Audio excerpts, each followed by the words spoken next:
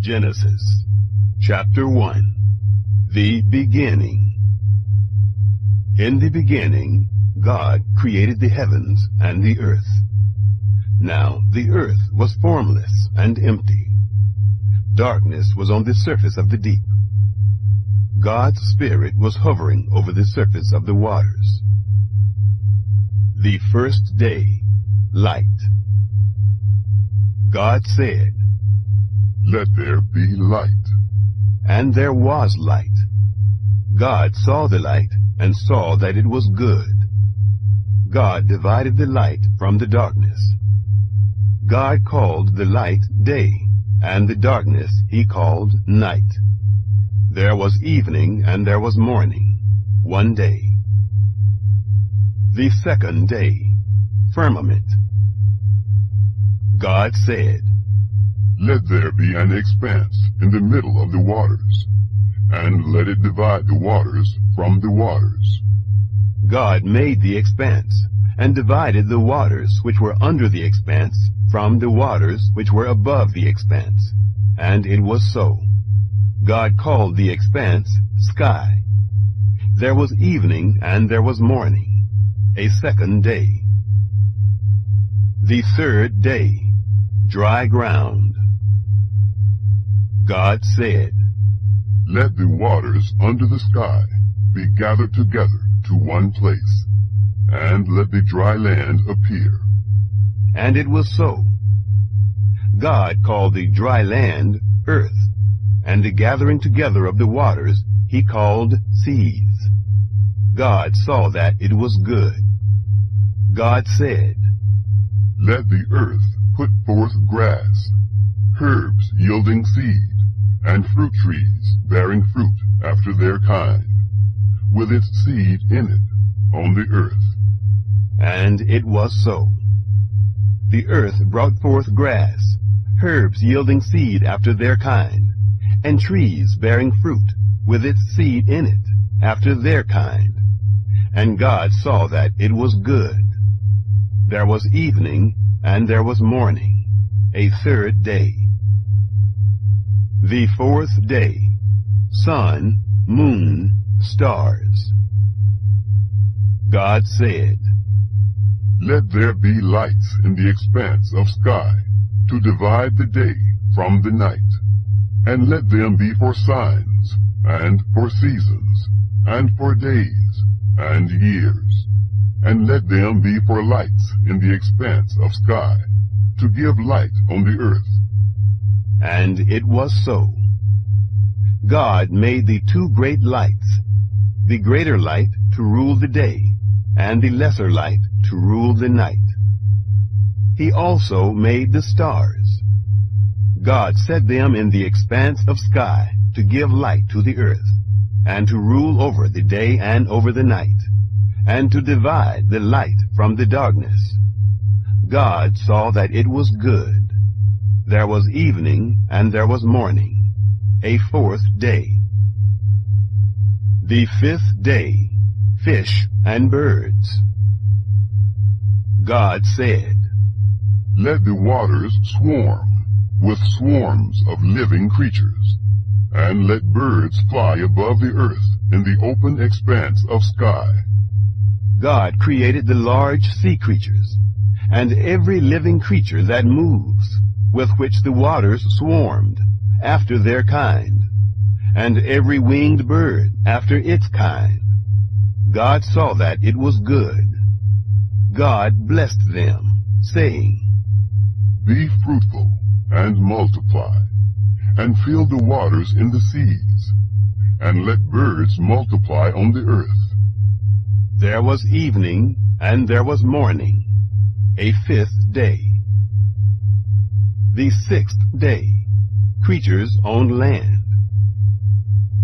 God said, "Let the earth bring forth living creatures after their kind, livestock, creeping things, and animals of the earth after their kind." And it was so. God made the animals of the earth after their kind, and the livestock after their kind, and everything that creeps on the ground after its kind. God saw that it was good.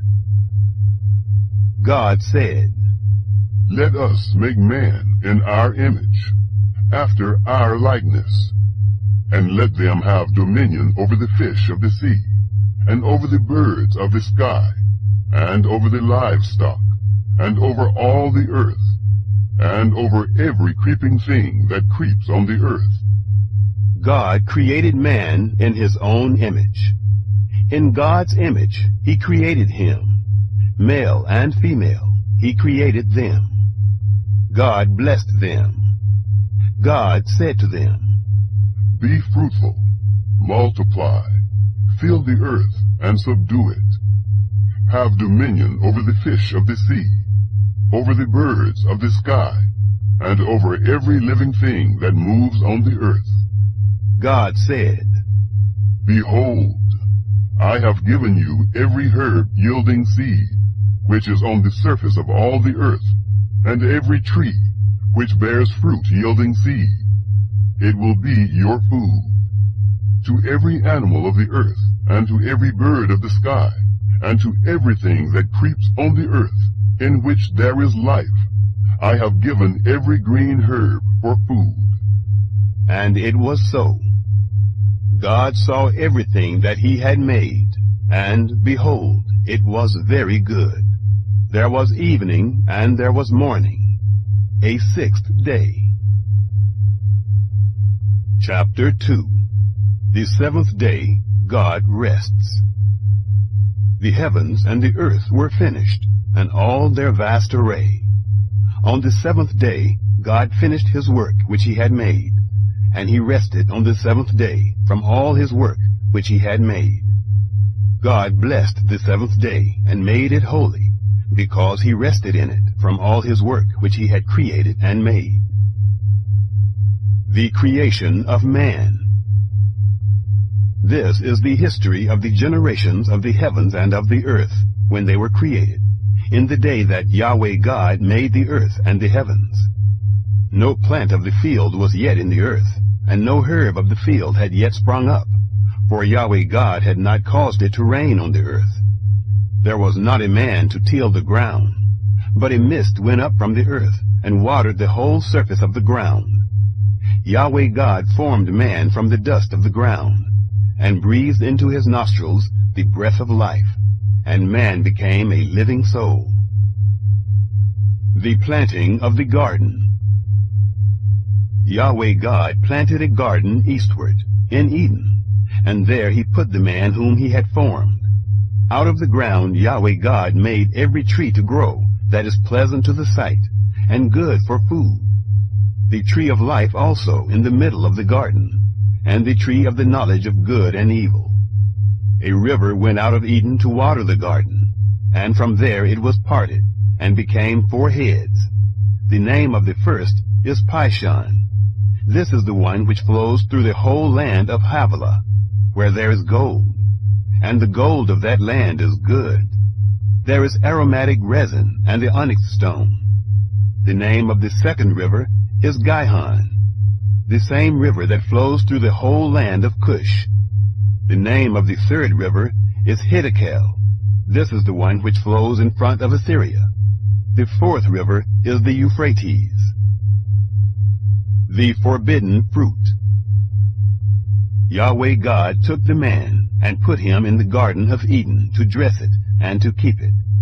Yahweh God commanded the man, saying, Of every tree of the garden you may freely eat, but of the tree of the knowledge of good and evil you shall not eat of it.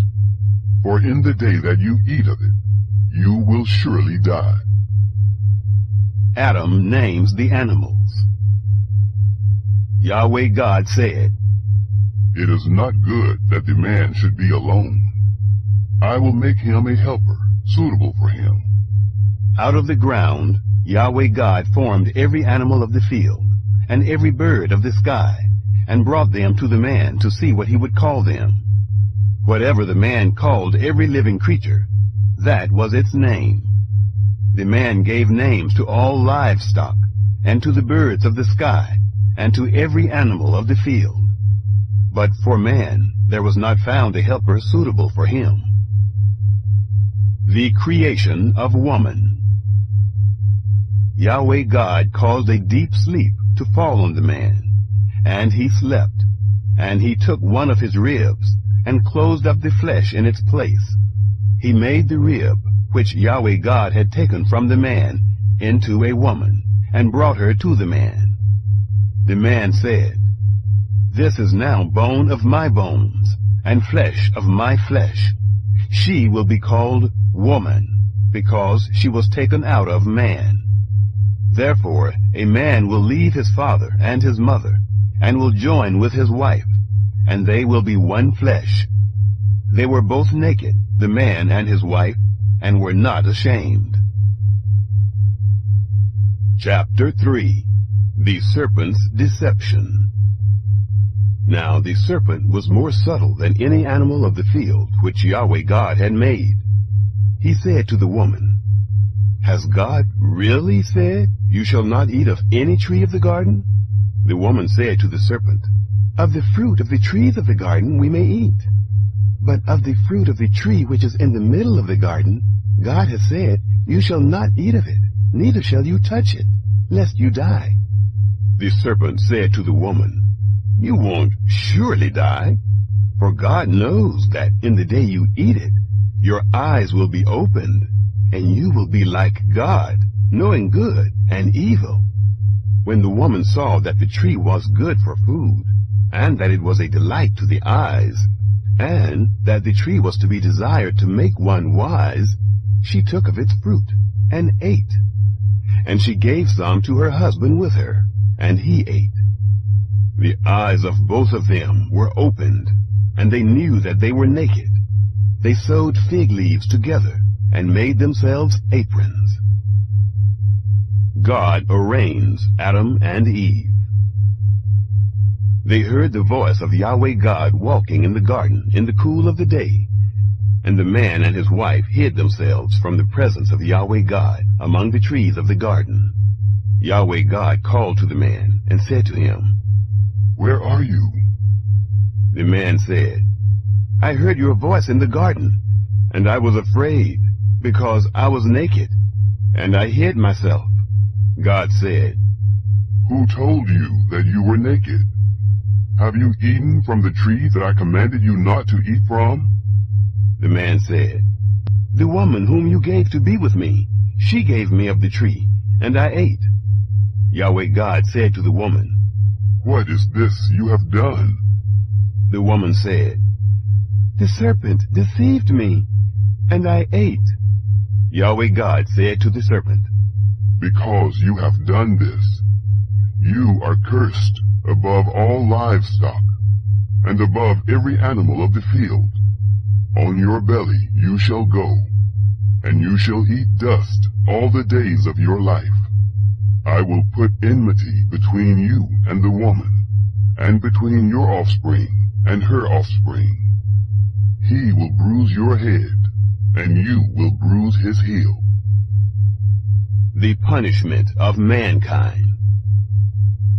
To the woman he said, "I will greatly multiply your pain in childbirth. In pain you will bring forth children. Your desire will be for your husband, and he will rule over you." To Adam he said, "Because you have listened to your wife's voice, and have eaten of the tree, of which I commanded you, saying, 'You shall not eat of it,' cursed is the ground for your sake. In toil you will eat of it all the days of your life. Thorns also and thistles will it bring forth to you. And you will eat the herb of the field. By the sweat of your face will you eat bread, until you return to the ground. For out of it you were taken. For you are dust, and to dust you shall return." The man called his wife Eve, because she was the mother of all living. The expulsion from paradise. Yahweh God made coats of skins for Adam and for his wife, and clothed them. Yahweh God said, "Behold, the man has become like one of us, knowing good and evil. Now, lest he put forth his hand, and also take of the tree of life, and eat, and live forever. Therefore Yahweh God sent him forth from the Garden of Eden, to till the ground from which he was taken. So he drove out the man, and he placed cherubs at the east of the Garden of Eden, and the flame of his sword, which turned every way, to guard the way to the tree of life. Chapter 4. Cain and Abel. The man knew Eve, his wife. She conceived, and gave birth to Cain, and said, I have gotten a man with Yahweh's help. Again she gave birth to Cain's brother, Abel. Abel was a keeper of sheep, but Cain was a tiller of the ground. As time passed, it happened that Cain brought an offering to Yahweh from the fruit of the ground. Abel also brought some of the firstborn of his flock and of its fat. Yahweh respected Abel and his offering, but he didn't respect Cain and his offering. Cain was very angry, and the expression on his face fell. Yahweh said to Cain, Why are you angry?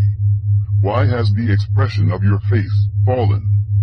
If you do well, will it not be lifted up? If you don't do well, sin crouches at the door. Its desire is for you, but you are to rule over it. Cain murders Abel. Cain said to Abel, his brother, Let's go into the field. It happened, when they were in the field, that Cain rose up against Abel, his brother, and killed him. Yahweh said to Cain, Where is Abel, your brother? He said, I don't know. Am I my brother's keeper? Yahweh said, What have you done? The voice of your brother's blood cries to me from the ground. Now you are cursed because of the ground, which has opened its mouth to receive your brother's blood from your hand. From now on, when you till the ground, it won't yield its strength to you. You shall be a fugitive and a wanderer in the earth.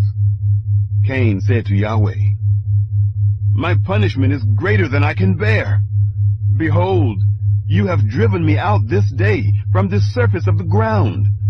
I will be hidden from your face, and I will be a fugitive and a wanderer in the earth.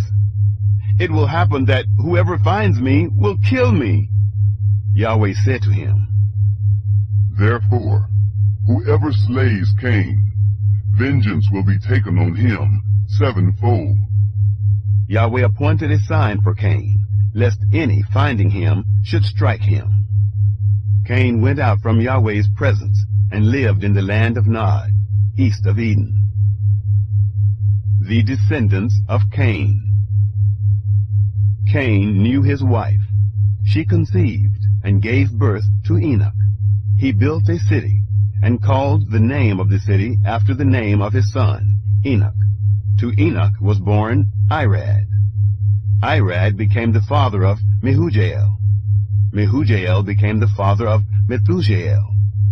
Methujael became the father of Lamech. Lamech took 2 wives.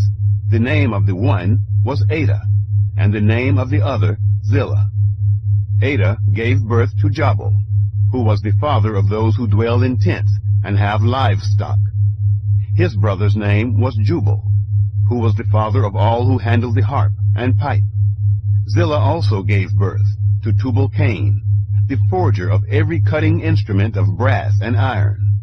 Tubal-Cain's sister was Naamah. Lamech said to his wives, Ada and Zillah, hear my voice, you wives of Lamech. Listen to my speech, for I have slain a man for wounding me, a young man for bruising me. If Cain will be avenged 7 times, truly Lamech 77 times. Seth and Enosh. Adam knew his wife again. She gave birth to a son, and named him Seth. For God has appointed me another child instead of Abel, for Cain killed him. There was also born a son to Seth, and he named him Enosh. Then men began to call on Yahweh's name. Chapter 5. The Descendants of Adam. This is the book of the generations of Adam. In the day that God created man, he made him in God's likeness. He created them, male and female, and blessed them, and called their name Adam in the day when they were created. Adam lived 130 years, and became the father of a son in his own likeness, after his image, and named him Seth. The days of Adam after he became the father of Seth were 800 years, and he became the father of sons and daughters.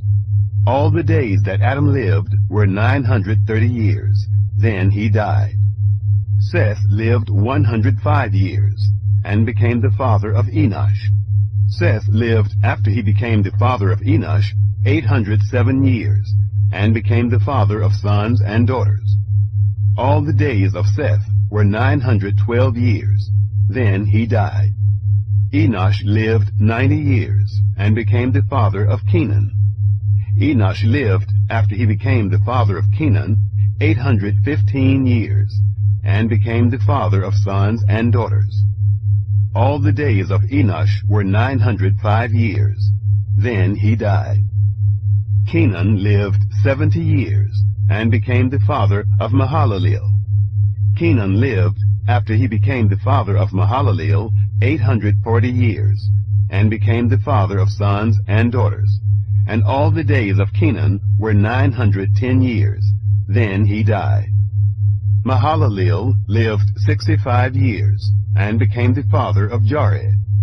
Mahalalel lived, after he became the father of Jared, 830 years, and became the father of sons and daughters. All the days of Mahalalel were 895 years.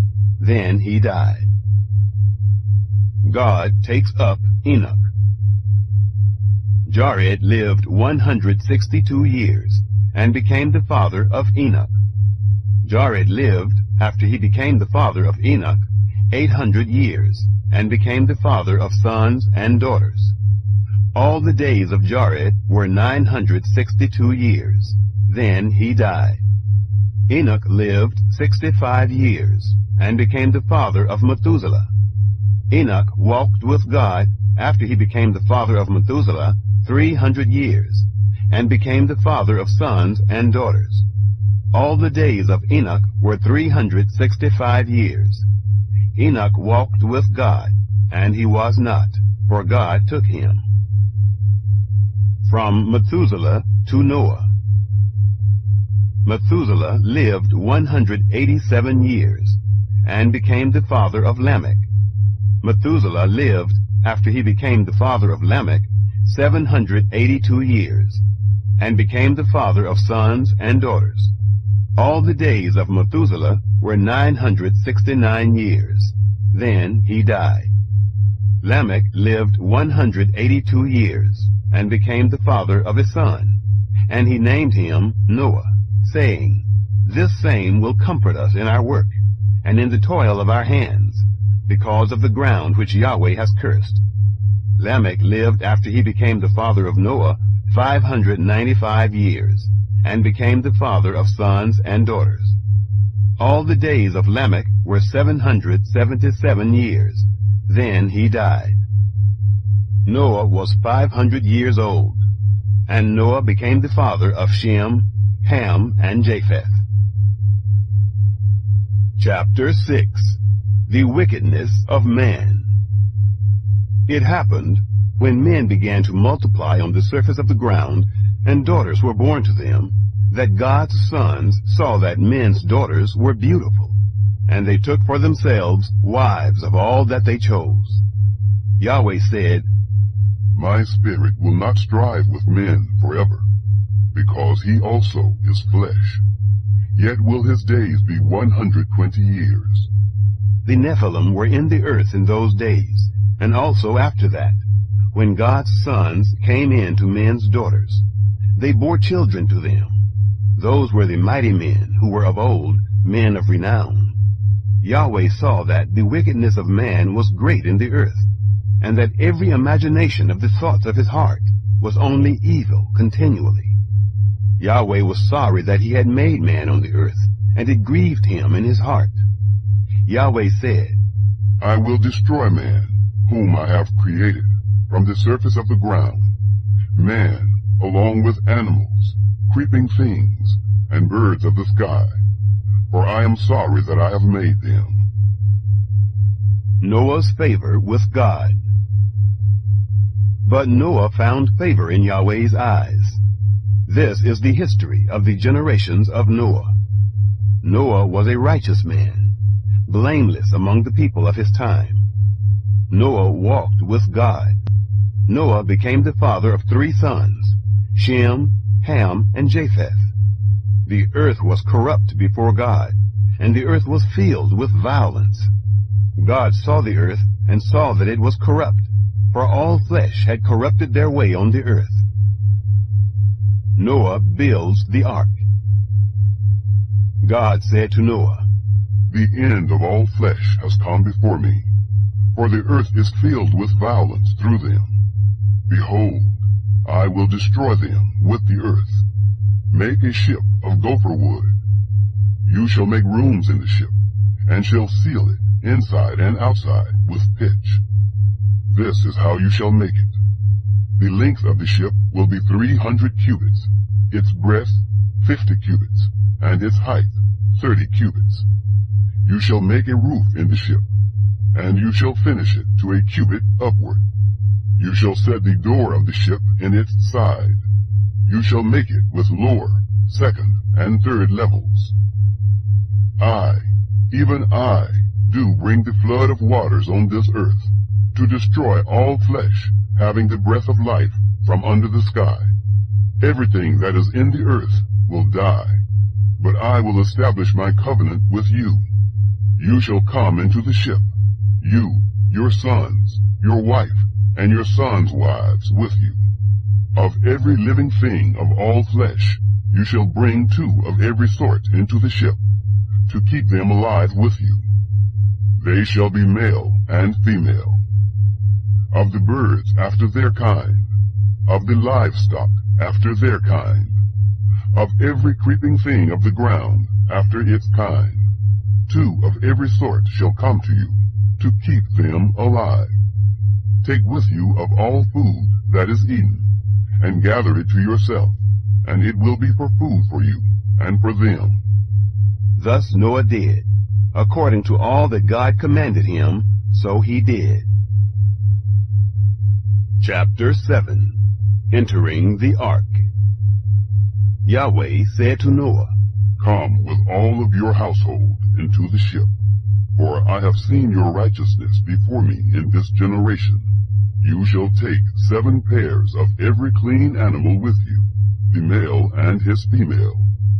Of the animals that are not clean, take 2, the male and his female. Also of the birds of the sky, 7 and 7, male and female, to keep seed alive on the surface of all the earth. In 7 days I will cause it to rain on the earth for 40 days and 40 nights. Every living thing that I have made I will destroy from the surface of the ground. Noah did everything that Yahweh commanded him. The flood waters arrive. Noah was 600 years old when the flood of waters came on the earth. Noah went into the ship with his sons, his wife, and his sons' wives, because of the waters of the flood. Clean animals, animals that are not clean, birds, and everything that creeps on the ground went by pairs to Noah into the ship, male and female, as God commanded Noah. It happened after the 7 days that the waters of the flood came on the earth. In the 600th year of Noah's life, in the 2nd month, on the 17th day of the month, on the same day, all the fountains of the great deep were burst open, and the sky's windows were opened. The rain was on the earth 40 days and 40 nights. In the same day, Noah and Shem, Ham, and Japheth, the sons of Noah, and Noah's wife, and the 3 wives of his sons with them, entered into the ship, they and every animal after its kind, all the livestock after their kind, every creeping thing that creeps on the earth after its kind, and every bird after its kind, every bird of every sort. They went to Noah into the ship, by pairs of all flesh with the breath of life in them. Those who went in, male and female of all flesh, as God commanded him, and Yahweh shut him in. The duration of the flood. The flood was 40 days on the earth. The waters increased and lifted up the ship, and it was lifted up above the earth. The waters prevailed and increased greatly on the earth, and the ship floated on the surface of the waters. The waters prevailed exceedingly on the earth. All the high mountains that were under the whole sky were covered. The waters prevailed 15 cubits upward, and the mountains were covered.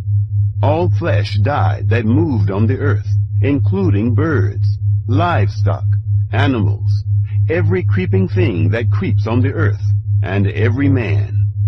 All in whose nostrils was the breath of the Spirit of life, of all that was on the dry land, died. Every living thing was destroyed that was on the surface of the ground, including man, livestock, creeping things, and birds of the sky. They were destroyed from the earth. Only Noah was left, and those who were with him in the ship. The waters prevailed on the earth 150 days. Chapter 8. The ark rests on Ararat. God remembered Noah, all the animals, and all the livestock that were with him in the ship. And God made a wind to pass over the earth. The waters subsided. The deep's fountains and the sky's windows were also stopped, and the rain from the sky was restrained. The waters receded from the earth continually. After the end of 150 days, the waters decreased. The ship rested in the 7th month, on the 17th day of the month, on Ararat's mountains. The waters receded continually until the 10th month. In the 10th month, on the 1st day of the month, the tops of the mountains were seen. Noah sends a raven and a dove. It happened at the end of 40 days that Noah opened the window of the ship which he had made, and he sent forth a raven. It went back and forth until the waters were dried up from the earth. He sent forth a dove from him to see if the waters were abated from the surface of the ground. But the dove found no place to rest her foot, and she returned to him into the ship, for the waters were on the surface of the whole earth.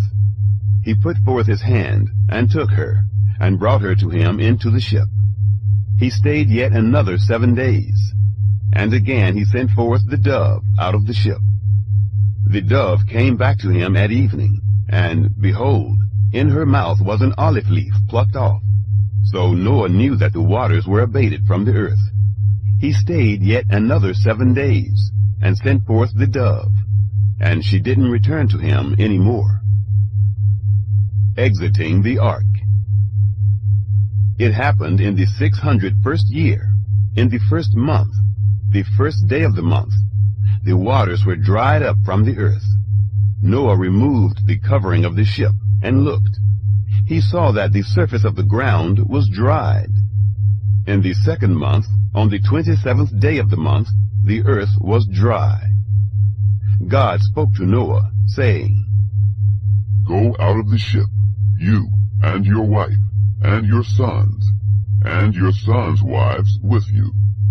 Bring forth with you every living thing that is with you of all flesh, including birds, livestock, and every creeping thing that creeps on the earth, that they may breed abundantly in the earth, and be fruitful, and multiply on the earth. Noah went forth with his sons, his wife and his sons' wives with him. Every animal, every creeping thing, and every bird, whatever moves on the earth after their families, went out of the ship. Noah builds an altar. Noah built an altar to Yahweh, and took of every clean animal and of every clean bird, and offered burnt offerings on the altar. Yahweh smelled the pleasant aroma. Yahweh said in his heart, I will not again curse the ground any more for man's sake, because the imagination of man's heart is evil from his youth. Neither will I ever again strike everything living as I have done.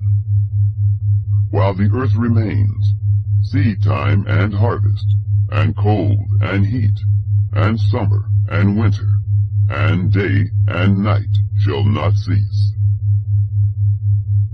Chapter 9. The Covenant of the Rainbow. God blessed Noah and his sons, and said to them, Be fruitful, and multiply, and replenish the earth.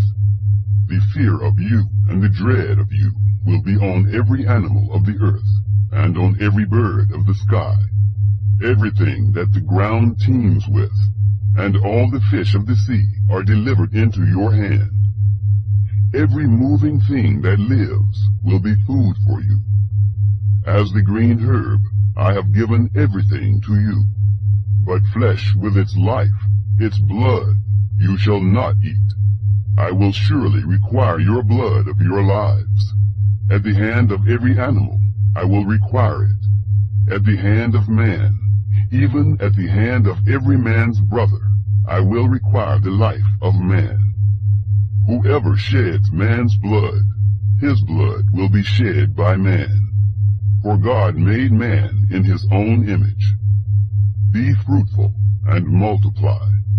Bring forth abundantly in the earth, and multiply in it. God spoke to Noah and to his sons with him, saying, As for me, behold, I establish my covenant with you, and with your offspring after you, and with every living creature that is with you, the birds, the livestock, and every animal of the earth with you. Of all that go out of the ship, even every animal of the earth, I will establish my covenant with you. All flesh will not be cut off any more by the waters of the flood. Neither will there ever again be a flood to destroy the earth. God said, This is the token of the covenant which I make between me and you, and every living creature that is with you, for perpetual generations. I set my rainbow in the cloud, and it will be for a sign of a covenant between me and the earth. It will happen, when I bring a cloud over the earth, that the rainbow will be seen in the cloud, and I will remember my covenant, which is between me and you, and every living creature of all flesh. And the waters will no more become a flood to destroy all flesh. The rainbow will be in the cloud. I will look at it, that I may remember the everlasting covenant between God and every living creature of all flesh that is on the earth. God said to Noah, This is the token of the covenant which I have established between me and all flesh that is on the earth. Noah's sons. The sons of Noah who went forth from the ship were Shem, Ham, and Japheth. Ham is the father of Canaan. These three were the sons of Noah, and from these the whole earth was populated.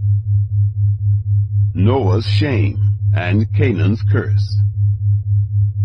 Noah began to be a farmer, and planted a vineyard. He drank of the wine, and got drunk. He was uncovered within his tent. Ham, the father of Canaan, saw the nakedness of his father, and told his two brothers outside.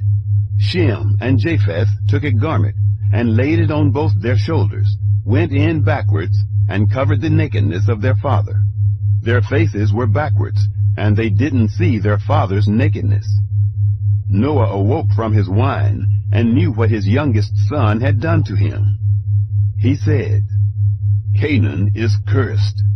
He will be servant of servants to his brothers.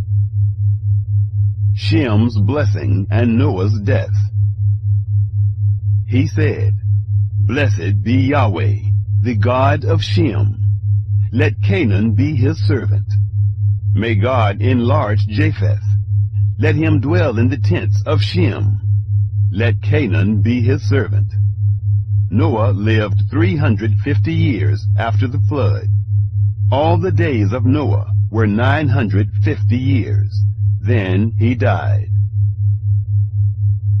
Chapter 10. The Japhethites. This is the history of the generations of the sons of Noah, and of Shem, Ham, and Japheth. Sons were born to them after the flood. The sons of Japheth: Gomer, Magog, Madai, Javan, Tubal, Meshech, and Tyrus. The sons of Gomer: Ashkenaz, Riphath, and Togarmah. The sons of Javan: Elisha, Tarshish, Kittim, and Dodanim. Of these were the islands of the nations divided in their lands, everyone after his language, after their families, in their nations. The Hamites. The sons of Ham: Cush, Mizraim, Put, and Canaan. The sons of Cush: Seba, Havilah, Sapta, Reamah, and Sapteca. The sons of Reamah: Sheba, and Dedan. Cush became the father of Nimrod. He began to be a mighty one in the earth. He was a mighty hunter before Yahweh. Therefore it is said, like Nimrod, a mighty hunter before Yahweh. The beginning of his kingdom was Babel, Erech, Akkad, and Calneh, in the land of Shinar. Out of that land he went forth into Assyria, and built Nineveh, Rehoboth, Calah, and Rezin, between Nineveh and Calah. The same is the great city. Mizraim became the father of Ludim, Anamim, Lehabim, Naphtuim, Pathrusim, Casluhim, which the Philistines descended from, and Caphtorim. Canaan became the father of Sidon, his firstborn. Heth, the Jebusite, the Amorite, the Girgashite, the Hivite, the Archite, the Sinite, the Arvadite, the Zemarite, and the Hamathite. Afterward, the families of the Canaanites were spread abroad. The border of the Canaanites was from Sidon, as you go toward Gerar to Gaza, as you go toward Sodom, Gomorrah, Admah, and Zeboim to Lasha. These are the sons of Ham, after their families, after their languages, in their lands, in their nations. The Semites.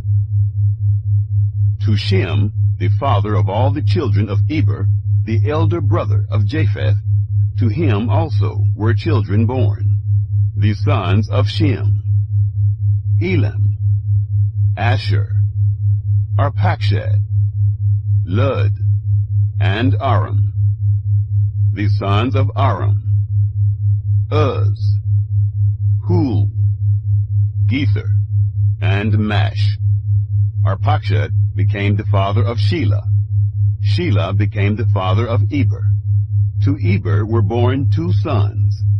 The name of the one was Peleg, for in his days the earth was divided. His brother's name was Joktan. Joktan became the father of Almodad, Sheleph, Hazarmaveth, Jerah, Hadoram, Uzal, Diklah, Obal, Abimael, Sheba, Ophir, Havilah, and Jobab. All these were the sons of Joktan. Their dwelling was from Mesha, as you go toward Sephar, the mountain of the east. These are the sons of Shem, after their families, after their languages, in their lands, after their nations. These are the families of the sons of Noah, after their generations, in their nations. Of these were the nations divided in the earth after the flood. Chapter 11.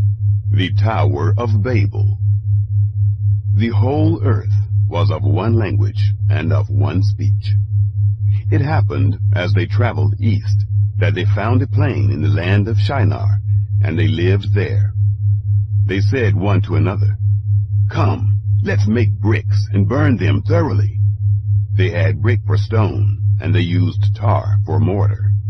They said, "Come, let's build ourselves a city, and a tower whose top reaches to the sky, and let's make ourselves a name, lest we be scattered abroad on the surface of the whole earth." Yahweh came down to see the city and the tower, which the children of men built. Yahweh said, "Behold, they are one people, and they have all one language, and this is what they begin to do. Now nothing will be withheld from them, which they intend to do.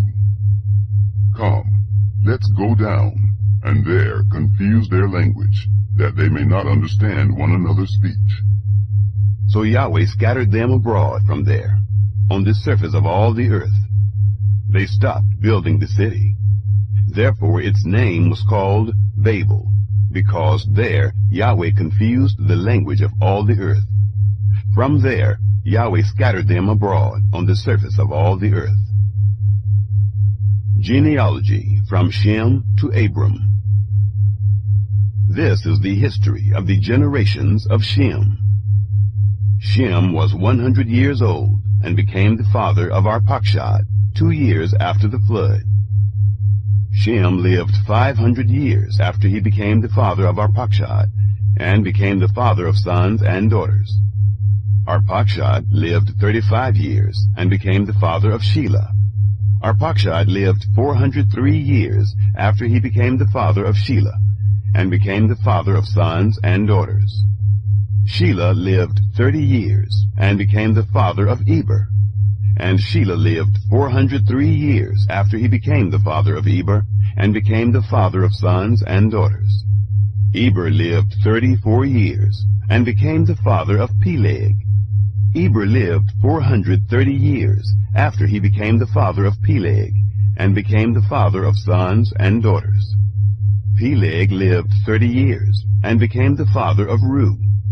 Peleg lived 209 years after he became the father of Reu and became the father of sons and daughters. Reu lived 32 years and became the father of Serug. Reu lived 207 years after he became the father of Serug and became the father of sons and daughters. Serug lived 30 years and became the father of Nahor. Serug lived 200 years after he became the father of Nahor and became the father of sons and daughters. Nahor lived 29 years and became the father of Terah. Nahor lived 119 years after he became the father of Terah and became the father of sons and daughters. Terah lived 70 years and became the father of Abram, Nahor, and Haran. Terah's descendants. Now this is the history of the generations of Terah. Terah became the father of Abram, Nahor, and Haran. Haran became the father of Lot. Haran died before his father Terah in the land of his birth, in Ur of the Chaldees. Abram and Nahor took wives. The name of Abram's wife was Sarai, and the name of Nahor's wife Milcah, the daughter of Haran, who was also the father of Iscah. Sarai was barren. She had no child. Terah took Abram his son, Lot the son of Haran, his son's son, and Sarai his daughter-in-law, his son Abram's wife.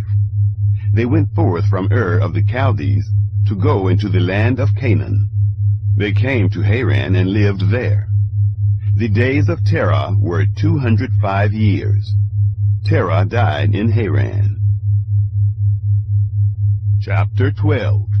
The Calling of Abram. Now Yahweh said to Abram, Get out of your country, and from your relatives, and from your father's house, to the land that I will show you. I will make of you a great nation. I will bless you, and make your name great. You will be a blessing. I will bless those who bless you, and I will curse him who curses you. All of the families of the earth will be blessed in you. So Abram went, as Yahweh had spoken to him. Lot went with him. Abram was 75 years old when he departed out of Haran. Abram took Sarai his wife, Lot his brother's son, all their substance that they had gathered, and the souls whom they had gotten in Haran. And they went forth to go into the land of Canaan. Into the land of Canaan they came. Abram passed through the land to the place of Shechem, to the oak of Moreh. The Canaanite was then in the land. Yahweh appeared to Abram and said, I will give this land to your seed. He built an altar there to Yahweh, who appeared to him. He left from there to the mountain on the east of Bethel, and pitched his tent, having Bethel on the west, and Ai on the east. There he built an altar to Yahweh, and called on the name of Yahweh. Abram traveled, going on still toward the south. Abram and Sarai in Egypt. There was a famine in the land. Abram went down into Egypt to live as a foreigner there, for the famine was severe in the land. It happened, when he had come near to enter Egypt, that he said to Sarai his wife, See now, I know that you are a beautiful woman to look at. It will happen, when the Egyptians will see you, that they will say, This is his wife. They will kill me, but they will save you alive. Please, say that you are my sister, that it may be well with me for your sake, and that my soul may live because of you. It happened that, when Abram had come into Egypt, the Egyptians saw that the woman was very beautiful. The princes of Pharaoh saw her, and praised her to Pharaoh, and the woman was taken into Pharaoh's house. He dealt well with Abram for her sake. He had sheep, cattle, male donkeys, male servants, female donkeys, and camels. Yahweh plagued Pharaoh and his house with great plagues because of Sarai, Abram's wife. Pharaoh called Abram and said, What is this that you have done to me? Why didn't you tell me that she was your wife? Why did you say, She is my sister, so that I took her to be my wife? Now, therefore, see your wife, take her, and go your way. Pharaoh commanded men concerning him, and they brought him on the way with his wife and all that he had. Chapter 13. Abram and Lot part ways. Abram went up out of Egypt, he, his wife, all that he had, and Lot with him, into the south. Abram was very rich in livestock, in silver, and in gold. He went on his journeys from the south, even to Bethel, to the place where his tent had been at the beginning, between Bethel and Ai, to the place of the altar, which he had made there at the first. There Abram called on the name of Yahweh. Lot also, who went with Abram, had flocks, and herds, and tents. The land was not able to bear them, that they might live together, for their substance was great, so that they could not live together. There was a strife between the herdsmen of Abram's livestock and the herdsmen of Lot's livestock. And the Canaanite and the Perizzite lived in the land at that time. Abram said to Lot, Please, let there be no strife between me and you, and between my herdsmen and your herdsmen, for we are relatives. Isn't the whole land before you? Please, separate yourself from me. If you go to the left hand, then I will go to the right. Or if you go to the right hand, then I will go to the left. Lot pitches toward Sodom. Lot lifted up his eyes and saw all the plain of the Jordan, that it was well watered everywhere, before Yahweh destroyed Sodom and Gomorrah, like the garden of Yahweh, like the land of Egypt, as you go to Zoar. So Lot chose the plain of the Jordan for himself. Lot traveled east, and they separated themselves the one from the other. Abram lived in the land of Canaan, and Lot lived in the cities of the plain, and moved his tent as far as Sodom. Now the men of Sodom were exceedingly wicked and sinners against Yahweh. God renews the promise to Abram.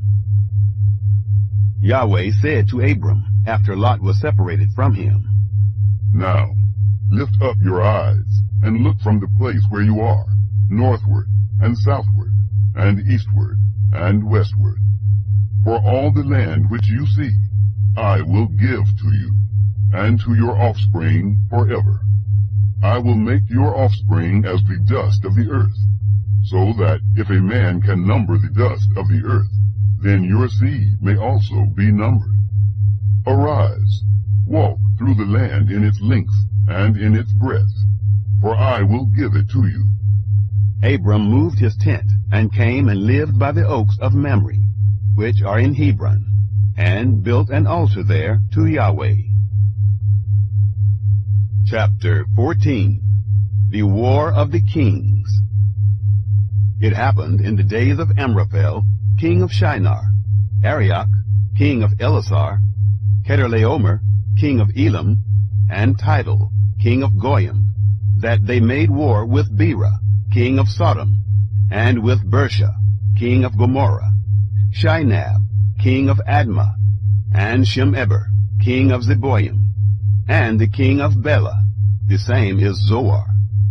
All these joined together in the valley of Siddim, the same is the Salt Sea.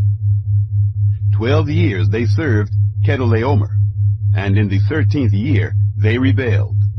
In the 14th year Chedorlaomer came, and the kings who were with him, and struck the Rephaim in Ashtaroth-Karnaim, and the Zuzim in Ham, and the Emim in Sheva-Kiriathaim, and the Horites in their Mount Seir, to El-Paran, which is by the wilderness. They returned and came to En-Mishpat, the same is Kadesh, and struck all the country of the Amalekites, and also the Amorites, that lived in Hazazon Tamar. The king of Sodom, and the king of Gomorrah, and the king of Admah, and the king of Zeboim, and the king of Bela, the same is Zoar, went out, and they set the battle in array against them in the valley of Siddim, against Chedorlaomer, king of Elam, and Tidal, king of Goyim, and Amraphel, king of Shinar, and Arioch, king of Elasar, 4 kings against the 5. Lot seized by the 4 kings. Now the valley of Siddim was full of tar pits, and the kings of Sodom and Gomorrah fled, and they fell there, and those who remained fled to the hills. They took all the goods of Sodom and Gomorrah, and all their food, and went their way. They took Lot, Abram's brother's son, who lived in Sodom, and his goods, and departed. Abram rescues Lot.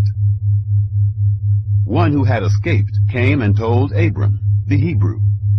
Now he lived by the oaks of Mamre, the Amorite, brother of Eshcol, and brother of Honor, and these were allies of Abram. When Abram heard that his relative was taken captive, he led forth his trained men, born in his house, 318, and pursued as far as Dan. He divided himself against them by night, he and his servants, and struck them, and pursued them to Hobah, which is on the left hand of Damascus. He brought back all the goods, and also brought back his relative, Lot, and his goods, and the women also, and the people. Melchizedek blesses Abram.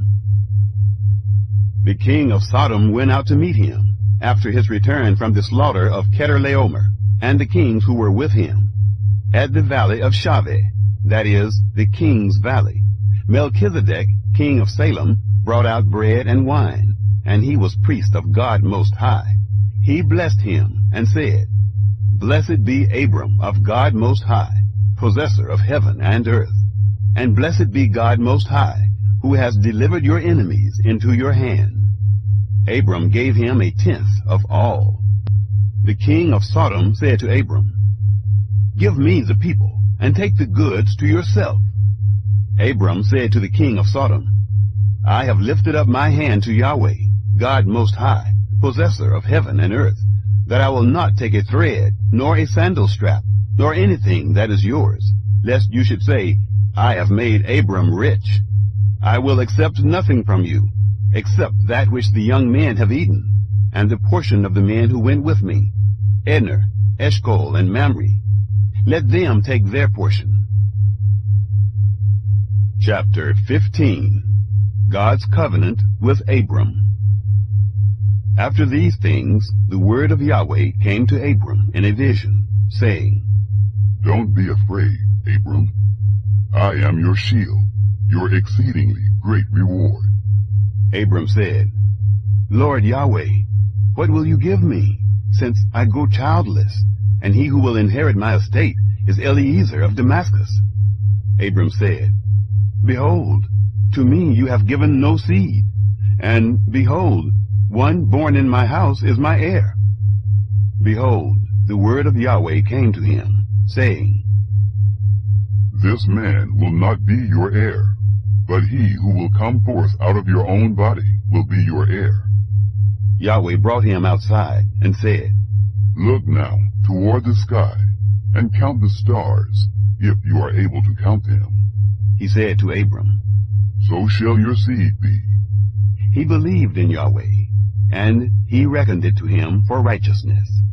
He said to him, "I am Yahweh, who brought you out of Ur of the Chaldees, to give you this land to inherit it." God confirms his promise. He said, "Lord Yahweh, how will I know that I will inherit it?"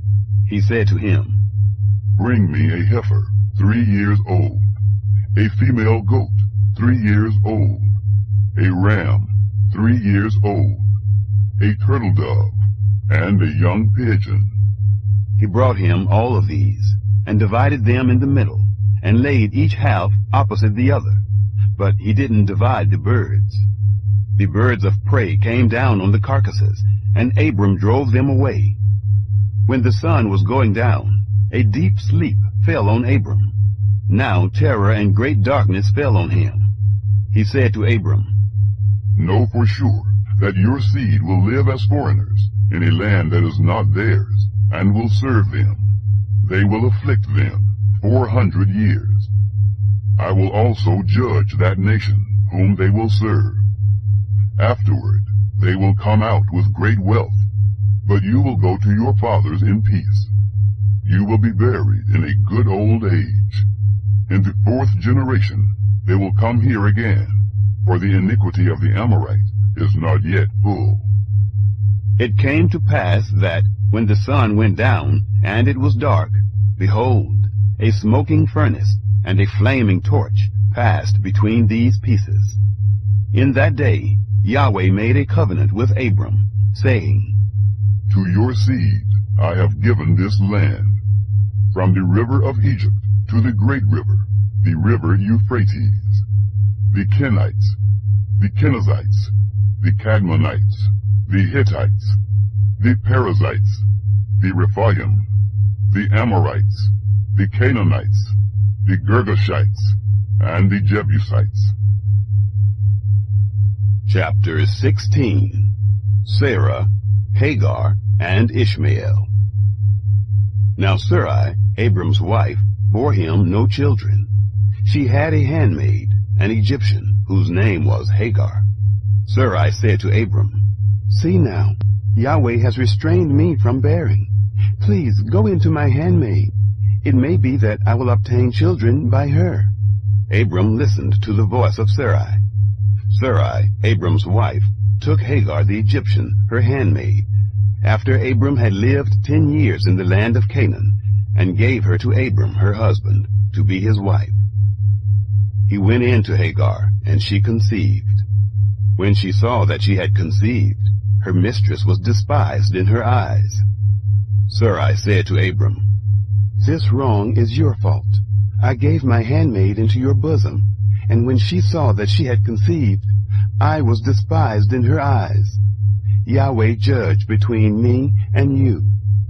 But Abram said to Sarai, Behold, your maid is in your hand.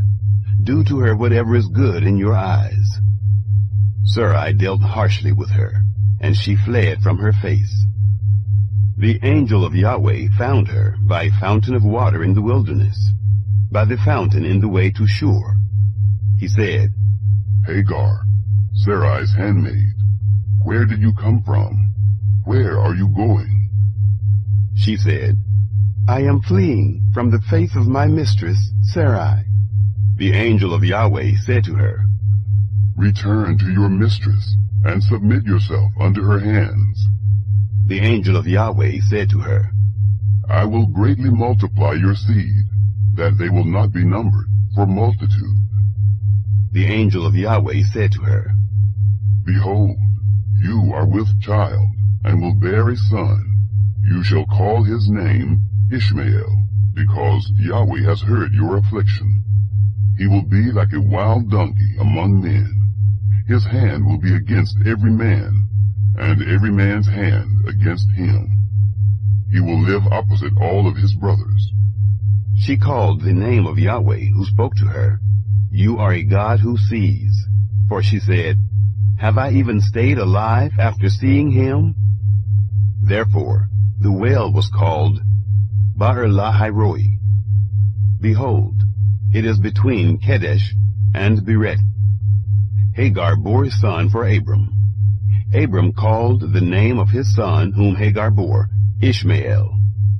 Abram was 86 years old when Hagar bore Ishmael to Abram. Chapter 17. Abram named Abraham. When Abram was 99 years old, Yahweh appeared to Abram and said to him, I am God Almighty. Walk before me and be blameless. I will make my covenant between me and you, and will multiply you exceedingly. Abram fell on his face. God talked with him, saying, As for me, behold, my covenant is with you. You will be the father of a multitude of nations. Neither will your name any more be called Abram, but your name will be Abraham, for I have made you the father of a multitude of nations. I will make you exceedingly fruitful, and I will make nations of you. Kings will come out of you. I will establish my covenant between me and you, and your seed after you, throughout their generations, for an everlasting covenant, to be a God to you, and to your seed after you. I will give to you, and to your seed after you, the land where you are traveling, all the land of Canaan, for an everlasting possession. I will be their God. The covenant of circumcision. God said to Abraham, As for you, you will keep my covenant, you and your seed after you, throughout their generations. This is my covenant, which you shall keep, between me and you, and your seed after you. Every male among you shall be circumcised. You shall be circumcised in the flesh of your foreskin. It will be a token of the covenant between me and you. He who is 8 days old will be circumcised among you, every male throughout your generations. He who is born in the house, or bought with money from any foreigner who is not of your seed. He who is born in your house, and he who is bought with your money, must be circumcised. My covenant will be in your flesh, for an everlasting covenant. The uncircumcised male, who is not circumcised in the flesh of his foreskin, that soul shall be cut off from his people. He has broken my covenant. God said to Abraham, As for Sarai, your wife, you shall not call her name Sarai, but her name will be Sarah. I will bless her, and moreover, I will give you a son by her. Yes, I will bless her, and she will be a mother of nations. Kings of peoples will come from her. Then Abraham fell on his face and laughed, and said in his heart, Will a child be born to him who is 100 years old? Will Sarah, who is 90 years old, give birth? Abraham said to God, Oh, that Ishmael might live before you. God said, No, but Sarah, your wife, will bear you a son. You shall call his name Isaac. I will establish my covenant with him for an everlasting covenant for his seed after him. As for Ishmael, I have heard you. Behold, I have blessed him, and will make him fruitful, and will multiply him exceedingly.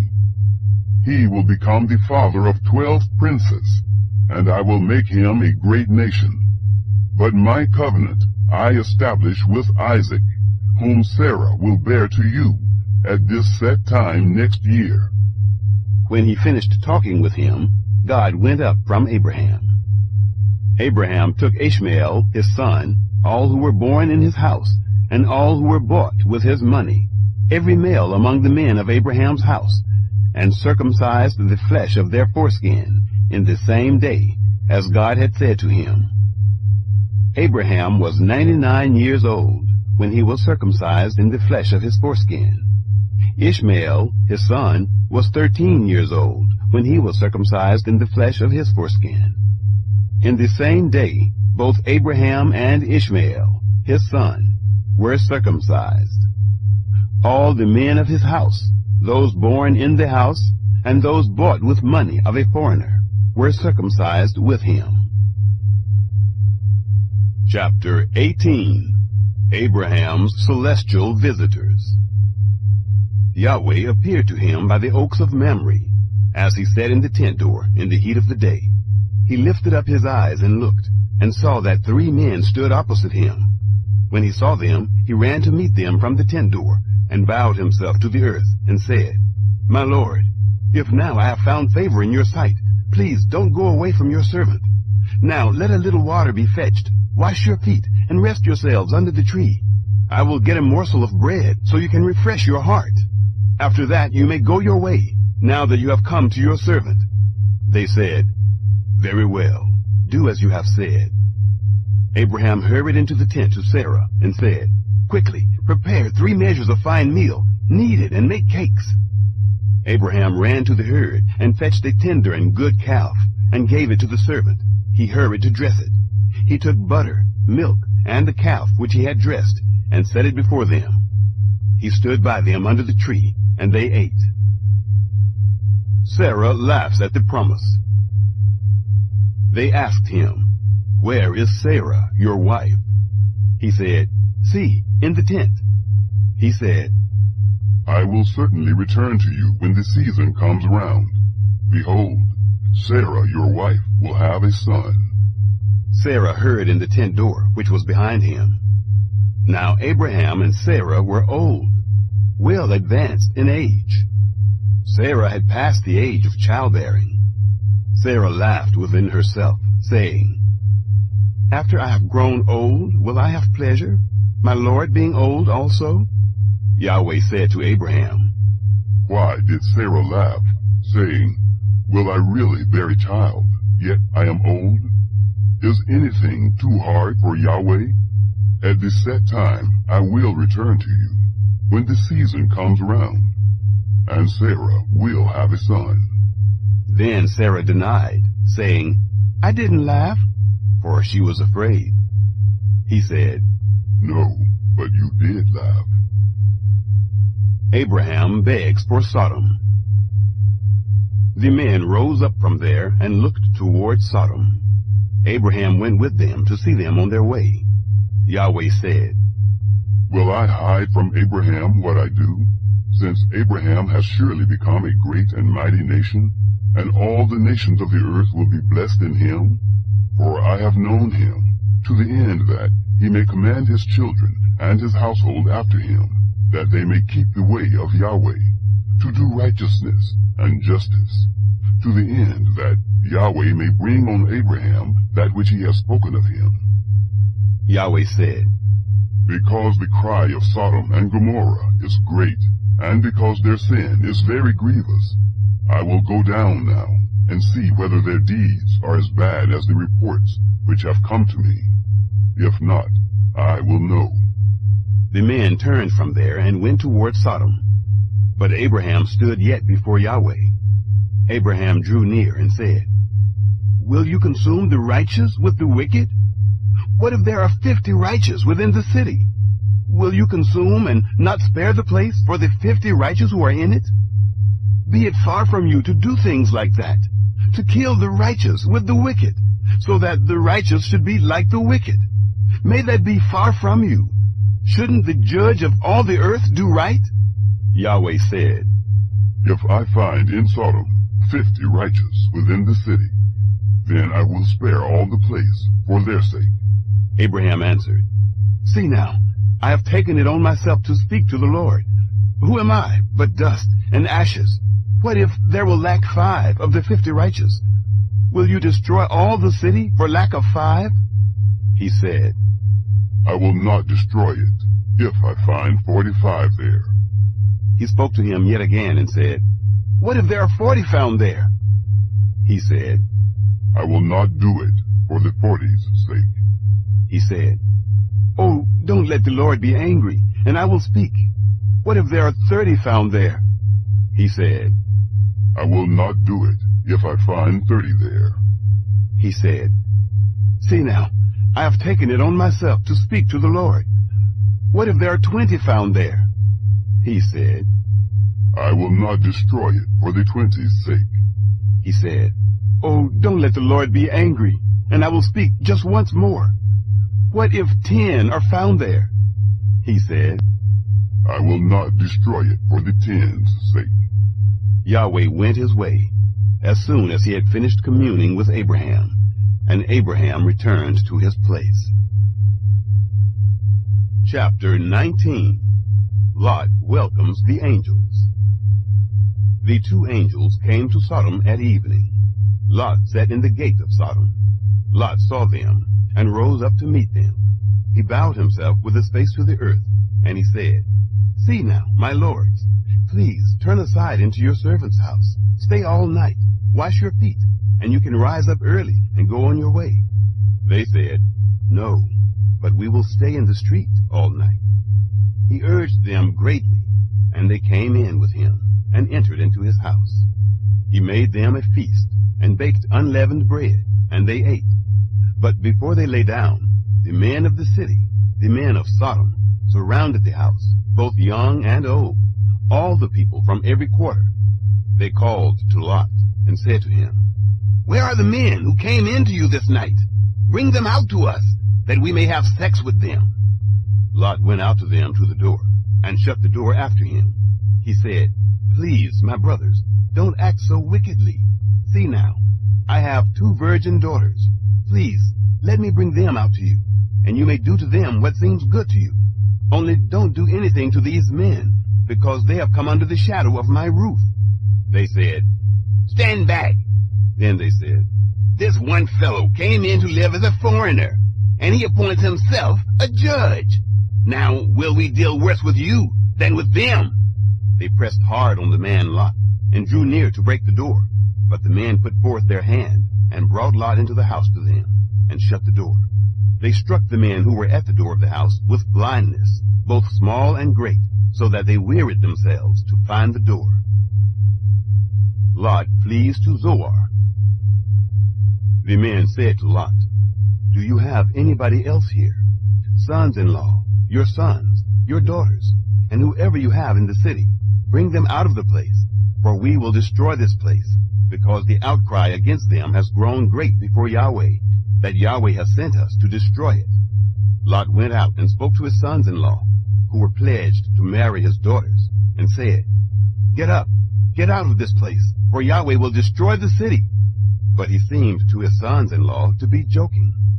When the morning came, then the angels harried Lot, saying, Get up, take your wife and your 2 daughters who are here, lest you be consumed in the iniquity of the city.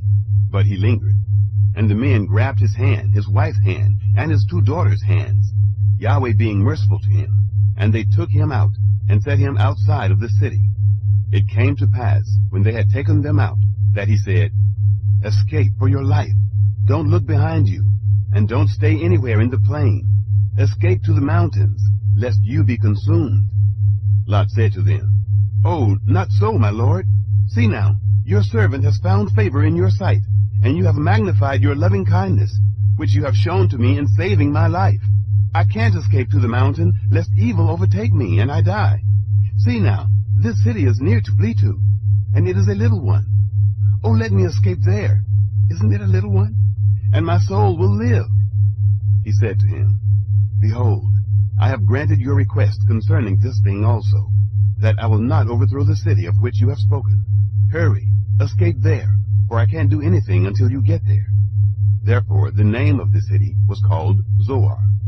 The sun had risen on the earth when Lot came to Zoar. The destruction of Sodom and Gomorrah. Then Yahweh rained on Sodom and Gomorrah sulfur and fire from Yahweh out of the sky. He overthrew those cities, all the plain, all the inhabitants of the cities, and that which grew on the ground. Lot's wife looks back. But his wife looked back from behind him, and she became a pillar of salt. Abraham got up early in the morning to the place where he had stood before Yahweh. He looked toward Sodom and Gomorrah, and toward all the land of the plain, and looked, and saw that the smoke of the land went up as the smoke of a furnace. It happened, when God destroyed the cities of the plain, that God remembered Abraham, and sent Lot out of the middle of the overthrow, when he overthrew the cities in which Lot lived. Lot and his daughters.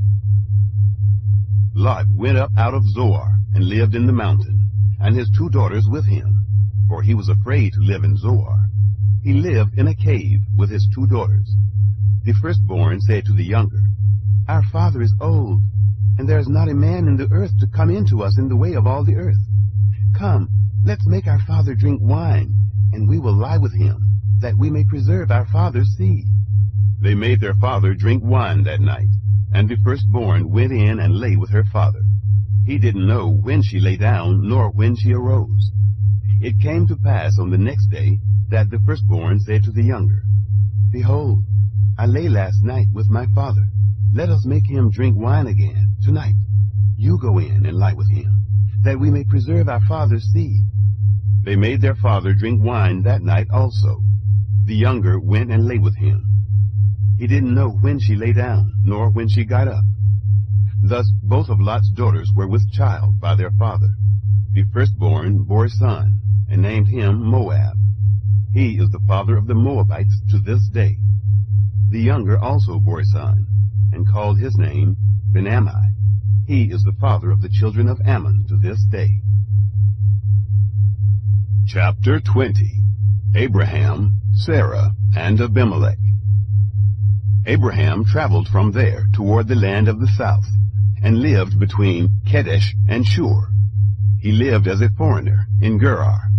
Abraham said about Sarah his wife, "She is my sister." Abimelech, king of Gerar, sent and took Sarah. But God came to Abimelech in a dream of the night, and said to him, "Behold, you are a dead man, because of the woman whom you have taken, for she is a man's wife." Now Abimelech had not come near her. He said, "Lord, will you kill even a righteous nation? Didn't he tell me, 'She is my sister'? She, even she herself, said, 'He is my brother.' In the integrity of my heart and the innocence of my hands have I done this." God said to him in the dream, "Yes, I know that in the integrity of your heart you have done this, and I also withheld you from sinning against me. Therefore I didn't allow you to touch her. Now, therefore, restore the man's wife, for he is a prophet, and he will pray for you, and you will live. If you don't restore her, know for sure that you will die, you and all who are yours." Abimelech rose early in the morning, and called all his servants, and told all these things in their ear. The men were very scared. Then Abimelech called Abraham and said to him, "What have you done to us? How have I sinned against you, that you have brought on me and on my kingdom a great sin? You have done deeds to me that ought not to be done." Abimelech said to Abraham, "What did you see that you have done this thing?" Abraham said, "Because I thought, surely the fear of God is not in this place. They will kill me for my wife's sake. Besides, she is indeed my sister, the daughter of my father, but not the daughter of my mother, and she became my wife. It happened, when God caused me to wander from my father's house, that I said to her, 'This is your kindness which you shall show to me. Everywhere that we go, say of me, he is my brother.'" Abimelech took sheep and cattle, male servants and female servants, and gave them to Abraham, and restored Sarah his wife to him. Abimelech said, "Behold, my land is before you. Dwell where it pleases you." To Sarah he said, "Behold, I have given your brother 1,000 pieces of silver. Behold, it is for you a covering of the eyes to all that are with you. In front of all, you are vindicated." Abraham prayed to God. God healed Abimelech and his wife and his female servants, and they bore children. For Yahweh had closed up tight all the wombs of the house of Abimelech, because of Sarah, Abraham's wife. Chapter 21. The birth of Isaac. Yahweh visited Sarah as he had said, and Yahweh did to Sarah as he had spoken. Sarah conceived, and bore Abraham a son in his old age, at the set time of which God had spoken to him. Abraham called his son who was born to him, whom Sarah bore to him, Isaac. Abraham circumcised his son Isaac when he was 8 days old, as God had commanded him. Abraham was 100 years old when his son Isaac was born to him. Sarah said, "God has made me laugh. Everyone who hears will laugh with me." She said, "Who would have said to Abraham that Sarah would nurse children? For I have borne him a son in his old age." The child grew and was weaned. Abraham made a great feast on the day that Isaac was weaned. Sarah turns against Hagar. Sarah saw the son of Hagar the Egyptian, whom she had borne to Abraham, mocking.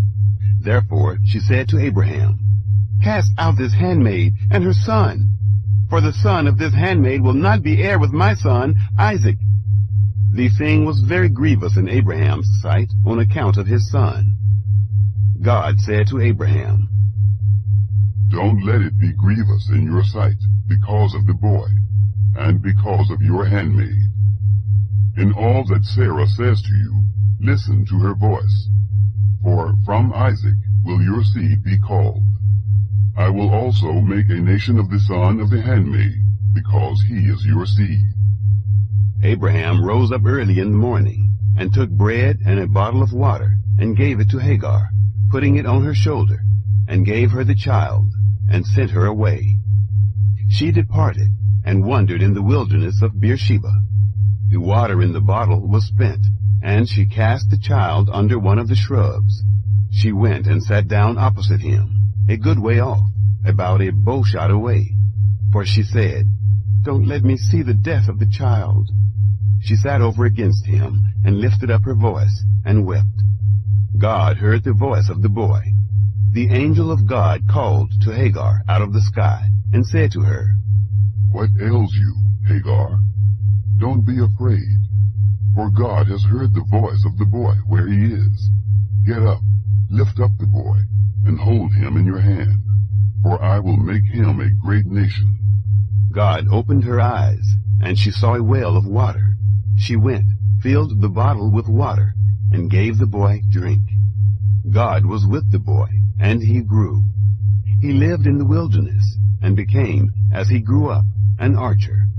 He lived in the wilderness of Paran. His mother took a wife for him out of the land of Egypt. The covenant at Beersheba. It happened at that time that Abimelech and Phicol, the captain of his army, spoke to Abraham, saying, God is with you in all that you do. Now, therefore, swear to me here by God, that you will not deal falsely with me, nor with my son, nor with my son's son, but according to the kindness that I have done to you, you shall do to me, and to the land in which you have lived as a foreigner. Abraham said, I will swear. Abraham complained to Abimelech because of a water well, which Abimelech's servants had violently taken away. Abimelech said, I don't know who has done this thing. Neither did you tell me, neither did I hear of it, until today. Abraham took sheep and cattle and gave them to Abimelech. Those two made a covenant. Abraham set 7 ewe lambs of the flock by themselves. Abimelech said to Abraham, What do these 7 ewe lambs which you have set by themselves mean? He said, You shall take these 7 ewe lambs from my hand, that it may be a witness to me, that I have dug this well. Therefore he called that place Beersheba, because they both swore there. So they made a covenant at Beersheba. Abimelech rose up with Phicol, the captain of his army, and they returned into the land of the Philistines. Abraham planted a tamarisk tree in Beersheba, and called there on the name of Yahweh, the everlasting God. Abraham lived as a foreigner in the land of the Philistines many days. Chapter 22.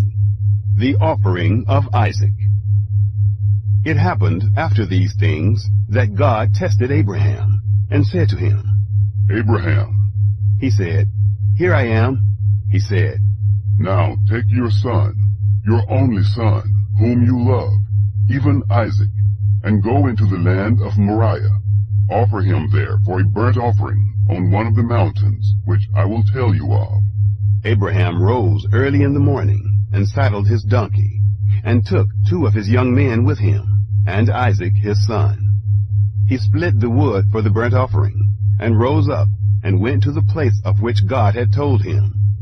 On the 3rd day Abraham lifted up his eyes, and saw the place far off.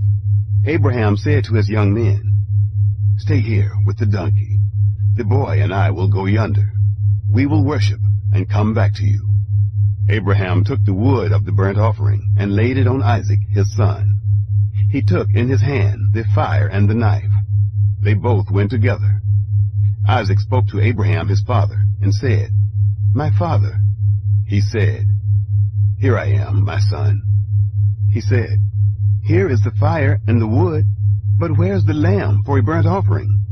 Abraham said, God will provide himself the lamb for a burnt offering, my son. So they both went together. They came to the place which God had told him of. Abraham built the altar there, and laid the wood in order, bound Isaac his son, and laid him on the altar, on the wood. Abraham stretched forth his hand, and took the knife to kill his son. The sacrifice averted. The angel of Yahweh called to him out of the sky, and said, Abraham, Abraham. He said, Here I am. He said, Don't lay your hand on the boy, neither do anything to him.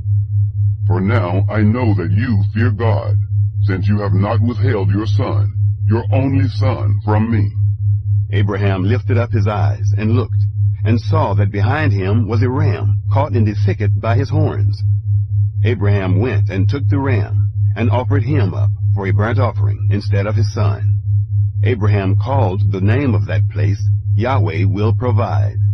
As it is said to this day, on Yahweh's mountain it will be provided.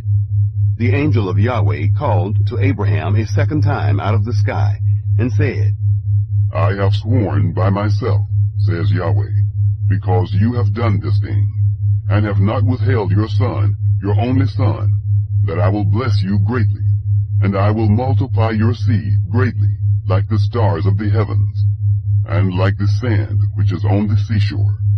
Your seed will possess the gate of his enemies. In your seed will all the nations of the earth be blessed, because you have obeyed my voice. So Abraham returned to his young men, and they rose up and went together to Beersheba. Abraham lived at Beersheba. Nahor's sons. It happened after these things that it was told Abraham, saying, Behold, Milcah, she also has borne children to your brother Nahor, Uz his firstborn, Buz his brother, Kemuel the father of Aram, Kesed, Hazo, Pildash, Jidlaph, and Bethuel. Bethuel became the father of Rebekah. These 8 Milcah bore to Nahor, Abraham's brother. His concubine, whose name was Reumah, also bore Theba, Gayam, Tahash, and Maacah. Chapter 23. The Death and Burial of Sarah. Sarah lived 127 years. This was the length of Sarah's life. Sarah died in Kiriath Arbor, the same is Hebron, in the land of Canaan. Abraham came to mourn for Sarah and to weep for her. Abraham rose up from before his dead and spoke to the children of Heth, saying, I am a stranger and a foreigner living with you. Give me a possession of a burying place with you, that I may bury my dead out of my sight. The children of Heth answered Abraham, saying to him, Hear us, my lord. You are a prince of God among us. Bury your dead in the best of our tombs. None of us will withhold from you his tomb. Bury your dead. Abraham rose up and bowed himself to the people of the land, even to the children of Heth. He talked with them, saying, If it be your mind that I should bury my dead out of my sight, hear me, and entreat for me to Ephron, the son of Zohar, that he may give me the cave of Machpelah, which he has, which is in the end of his field. For the full price let him give it to me among you, for a possession of a burying place. Now Ephron was sitting in the middle of the children of Heth. Ephron the Hittite answered Abraham in the hearing of the children of Heth, even of all who went in at the gate of his city, saying, No, my lord, hear me. I give you the field, and I give you the cave that is in it. In the presence of the children of my people I give it to you. Bury your dead. Abraham bowed himself down before the people of the land. He spoke to Ephron in the audience of the people of the land, saying, But if you will, please hear me. I will give the price of the field. Take it from me, and I will bury my dead there. Ephron answered Abraham, saying to him, My lord, listen to me. What is a piece of land worth 400 shekels of silver between me and you? Therefore, bury your dead. Abraham listened to Ephron. Abraham weighed to Ephron the silver which he had named in the audience of the children of Heth, 400 shekels of silver, according to the current merchant's standard. So the field of Ephron, which was in Machpelah, which was before Mamre, the field, the cave which was in it, and all the trees that were in the field, that were in all of its borders, were deeded to Abraham for a possession, in the presence of the children of Heth, before all who went in at the gate of his city. After this, Abraham buried Sarah, his wife, in the cave of the field of Machpelah, before Mamre, that is, Hebron, in the land of Canaan. The field and the cave that is in it were deeded to Abraham for a possession of a burying place by the children of Heth. Chapter 24. A wife for Isaac. Abraham was old and well stricken in age. Yahweh had blessed Abraham in all things. Abraham said to his servant, the elder of his house, who ruled over all that he had, Please, put your hand under my thigh. I will make you swear by Yahweh, the God of heaven and the God of the earth, that you shall not take a wife for my son of the daughters of the Canaanites, among whom I live. But you shall go to my country and to my relatives, and take a wife for my son Isaac. The servant said to him, What if the woman isn't willing to follow me to this land? Must I bring your son again to the land you came from? Abraham said to him, Beware that you don't bring my son there again. Yahweh, the God of heaven, who took me from my father's house and from the land of my birth, who spoke to me and who swore to me, saying, I will give this land to your seed. He will send his angel before you, and you shall take a wife for my son from there. If the woman isn't willing to follow you, then you shall be clear from this my oath. only you shall not bring my son there again." The servant put his hand under the thigh of Abraham his master, and swore to him concerning this matter. The servant took 10 camels of his master's camels, and departed, having a variety of good things of his master's with him. He arose and went to Mesopotamia, to the city of Nahor. He made the camels kneel down outside the city by the well of water at the time of evening, the time that women go out to draw water. He said, "Yahweh, the God of my master Abraham, please give me success this day, and show kindness to my master Abraham. Behold, I am standing by the spring of water. The daughters of the men of the city are coming out to draw water. Let it happen that the young lady to whom I will say, 'Please let down your pitcher that I may drink,' and she will say, 'Drink, and I will also give your camels a drink,' let her be the one you have appointed for your servant Isaac. By this I will know that you have shown kindness to my master." Rebekah is chosen. It happened, before he had finished speaking, that, behold, Rebekah came out, who was born to Bethuel, the son of Milcah, the wife of Nahor, Abraham's brother, with her pitcher on her shoulder. The young lady was very beautiful to look at, a virgin, neither had any man known her. She went down to the spring, filled her pitcher, and came up. The servant ran to meet her, and said, "Please, give me a drink, a little water from your pitcher." She said, "Drink, my lord." She hurried and let down her pitcher on her hand, and gave him drink. When she had done giving him drink, she said, "I will also draw for your camels, until they have done drinking." She hurried and emptied her pitcher into the trough, and ran again to the well to draw, and drew for all his camels. The man looked steadfastly at her, remaining silent, to know whether Yahweh had made his journey prosperous or not. It happened, as the camels had done drinking, that the man took a golden ring of half a shekel weight, and 2 bracelets for her hands of 10 shekels weight of gold, and said, "Whose daughter are you? Please tell me. Is there room in your father's house for us to lodge in?" She said to him, "I am the daughter of Bethuel, the son of Milcah, whom she bore to Nahor." She said moreover to him, "We have both straw and provender enough, and room to lodge in." The man bowed his head and worshipped Yahweh. He said, "Blessed be Yahweh, the God of my master Abraham, who has not forsaken his loving kindness and his truth toward my master. As for me, Yahweh has led me in the way to the house of my master's relatives." The young lady ran and told her mother's house about these words. Rebekah had a brother, and his name was Laban. Laban ran out to the man, to the spring.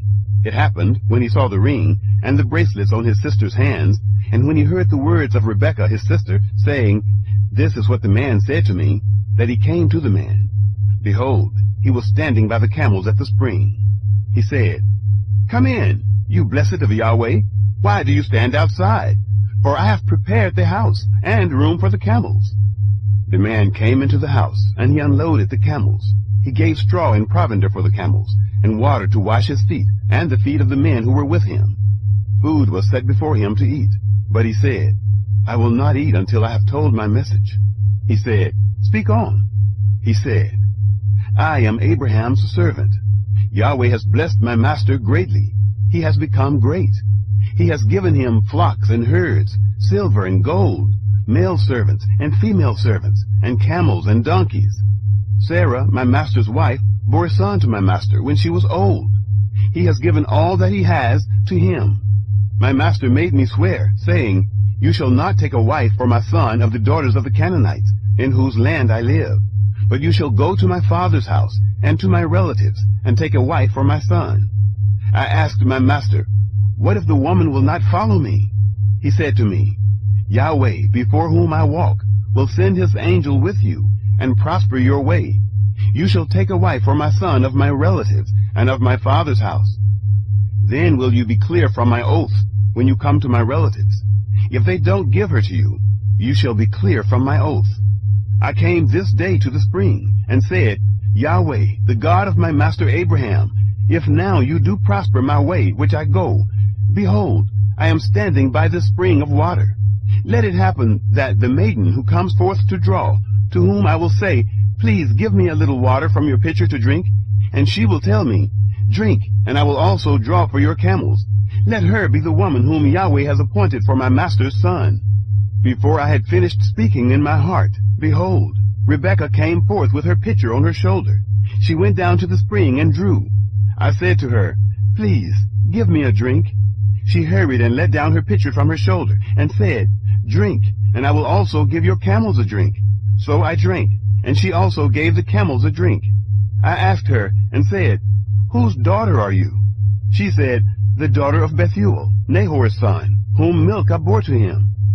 I put the ring on her nose and the bracelets on her hands. I bowed my head and worshipped Yahweh, and blessed Yahweh, the God of my master Abraham, who had led me in the right way to take my master's brother's daughter for his son. Now, if you will deal kindly and truly with my master, tell me. If not, tell me, that I may turn to the right hand or to the left." Then Laban and Bethuel answered, "The thing proceeds from Yahweh. We can't speak to you bad or good. Behold, Rebekah is before you. Take her and go, and let her be your master's son's wife, as Yahweh has spoken." It happened that, when Abraham's servant heard their words, he bowed himself down to the earth to Yahweh. The servant brought forth jewels of silver and jewels of gold and clothing, and gave them to Rebekah. He also gave precious things to her brother and her mother. They ate and drank, he and the men who were with him, and stayed all night. They rose up in the morning, and he said, "Send me away to my master." Her brother and her mother said, "Let the young lady stay with us a few days, at least 10. After that she will go." He said to them, "Don't hinder me, since Yahweh has prospered my way. Send me away that I may go to my master." They said, "We will call the young lady and ask her." They called Rebekah and said to her, "Will you go with this man?" She said, "I will go." They sent away Rebekah, their sister, with her nurse, Abraham's servant, and his men. They blessed Rebekah and said to her, "Our sister, may you be the mother of thousands of 10,000s, and let your seed possess the gate of those who hate them." Rebekah arose with her ladies. They rode on the camels and followed the man. The servant took Rebekah and went his way. Isaac marries Rebekah. Isaac came from the way of Beer-lahai-roi, for he lived in the land of the south. Isaac went out to meditate in the field at the evening. He lifted up his eyes and saw, and behold, there were camels coming. Rebekah lifted up her eyes, and when she saw Isaac, she dismounted from the camel. She said to the servant, "Who is the man who is walking in the field to meet us?" The servant said, "It is my master." She took her veil and covered herself. The servant told Isaac all the things that he had done. Isaac brought her into his mother Sarah's tent and took Rebekah, and she became his wife. He loved her. Isaac was comforted after his mother's death. Chapter 25. Abraham and Keturah. Abraham took another wife, and her name was Keturah. She bore him Zimran, Jokshan, Medan, Midian, Ishbak, and Shua. Jokshan became the father of Sheba and Dedan. The sons of Dedan were Ashurim, Letushim, and Leomim. The sons of Midian, Ephah, Epher, Henoch, Abidah, and Eldaah. All these were the children of Keturah. Abraham gave all that he had to Isaac, but to the sons of Abraham's concubines, Abraham gave gifts.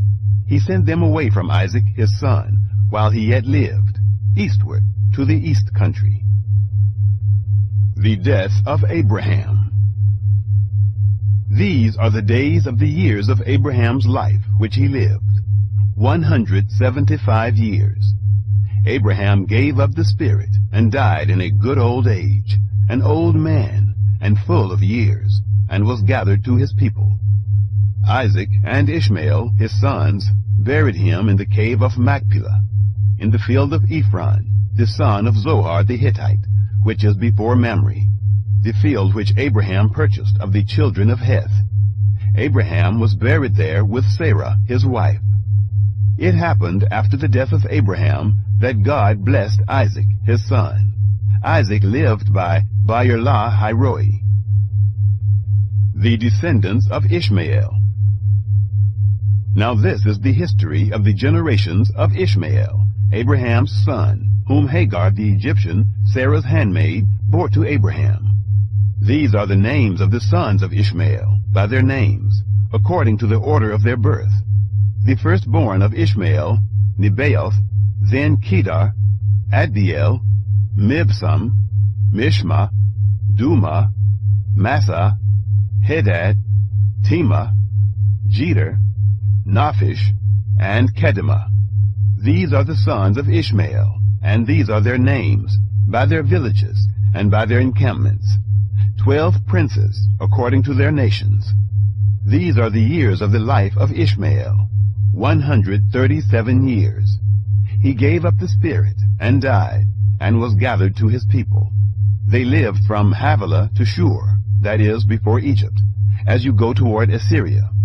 He lived opposite all his relatives. Jacob and Esau. This is the history of the generations of Isaac, Abraham's son. Abraham became the father of Isaac. Isaac was 40 years old when he took Rebekah, the daughter of Bethuel, the Syrian of Paddan Aram, the sister of Laban the Syrian, to be his wife. Isaac entreated Yahweh for his wife, because she was barren. Yahweh was entreated by him, and Rebekah, his wife, conceived. The children struggled together within her. She said, "If it be so, why do I live?" She went to inquire of Yahweh. Yahweh said to her, 2 nations are in your womb. 2 peoples will be separated from your body. The one people will be stronger than the other people. The elder will serve the younger. When her days to be delivered were fulfilled, behold, there were twins in her womb. The first came out red all over, like a hairy garment. They named him Esau. After that, his brother came out, and his hand had hold on Esau's heel. He was named Jacob. Isaac was 60 years old when she bore them. The boys grew. Esau was a skillful hunter, a man of the field. Jacob was a quiet man, living in tents. Now Isaac loved Esau, because he ate his venison. Rebekah loved Jacob. Esau sells his birthright. Jacob boiled stew. Esau came in from the field, and he was famished. Esau said to Jacob, "Please feed me with that same red stew, for I am famished." Therefore his name was called Edom. Jacob said, "First, sell me your birthright."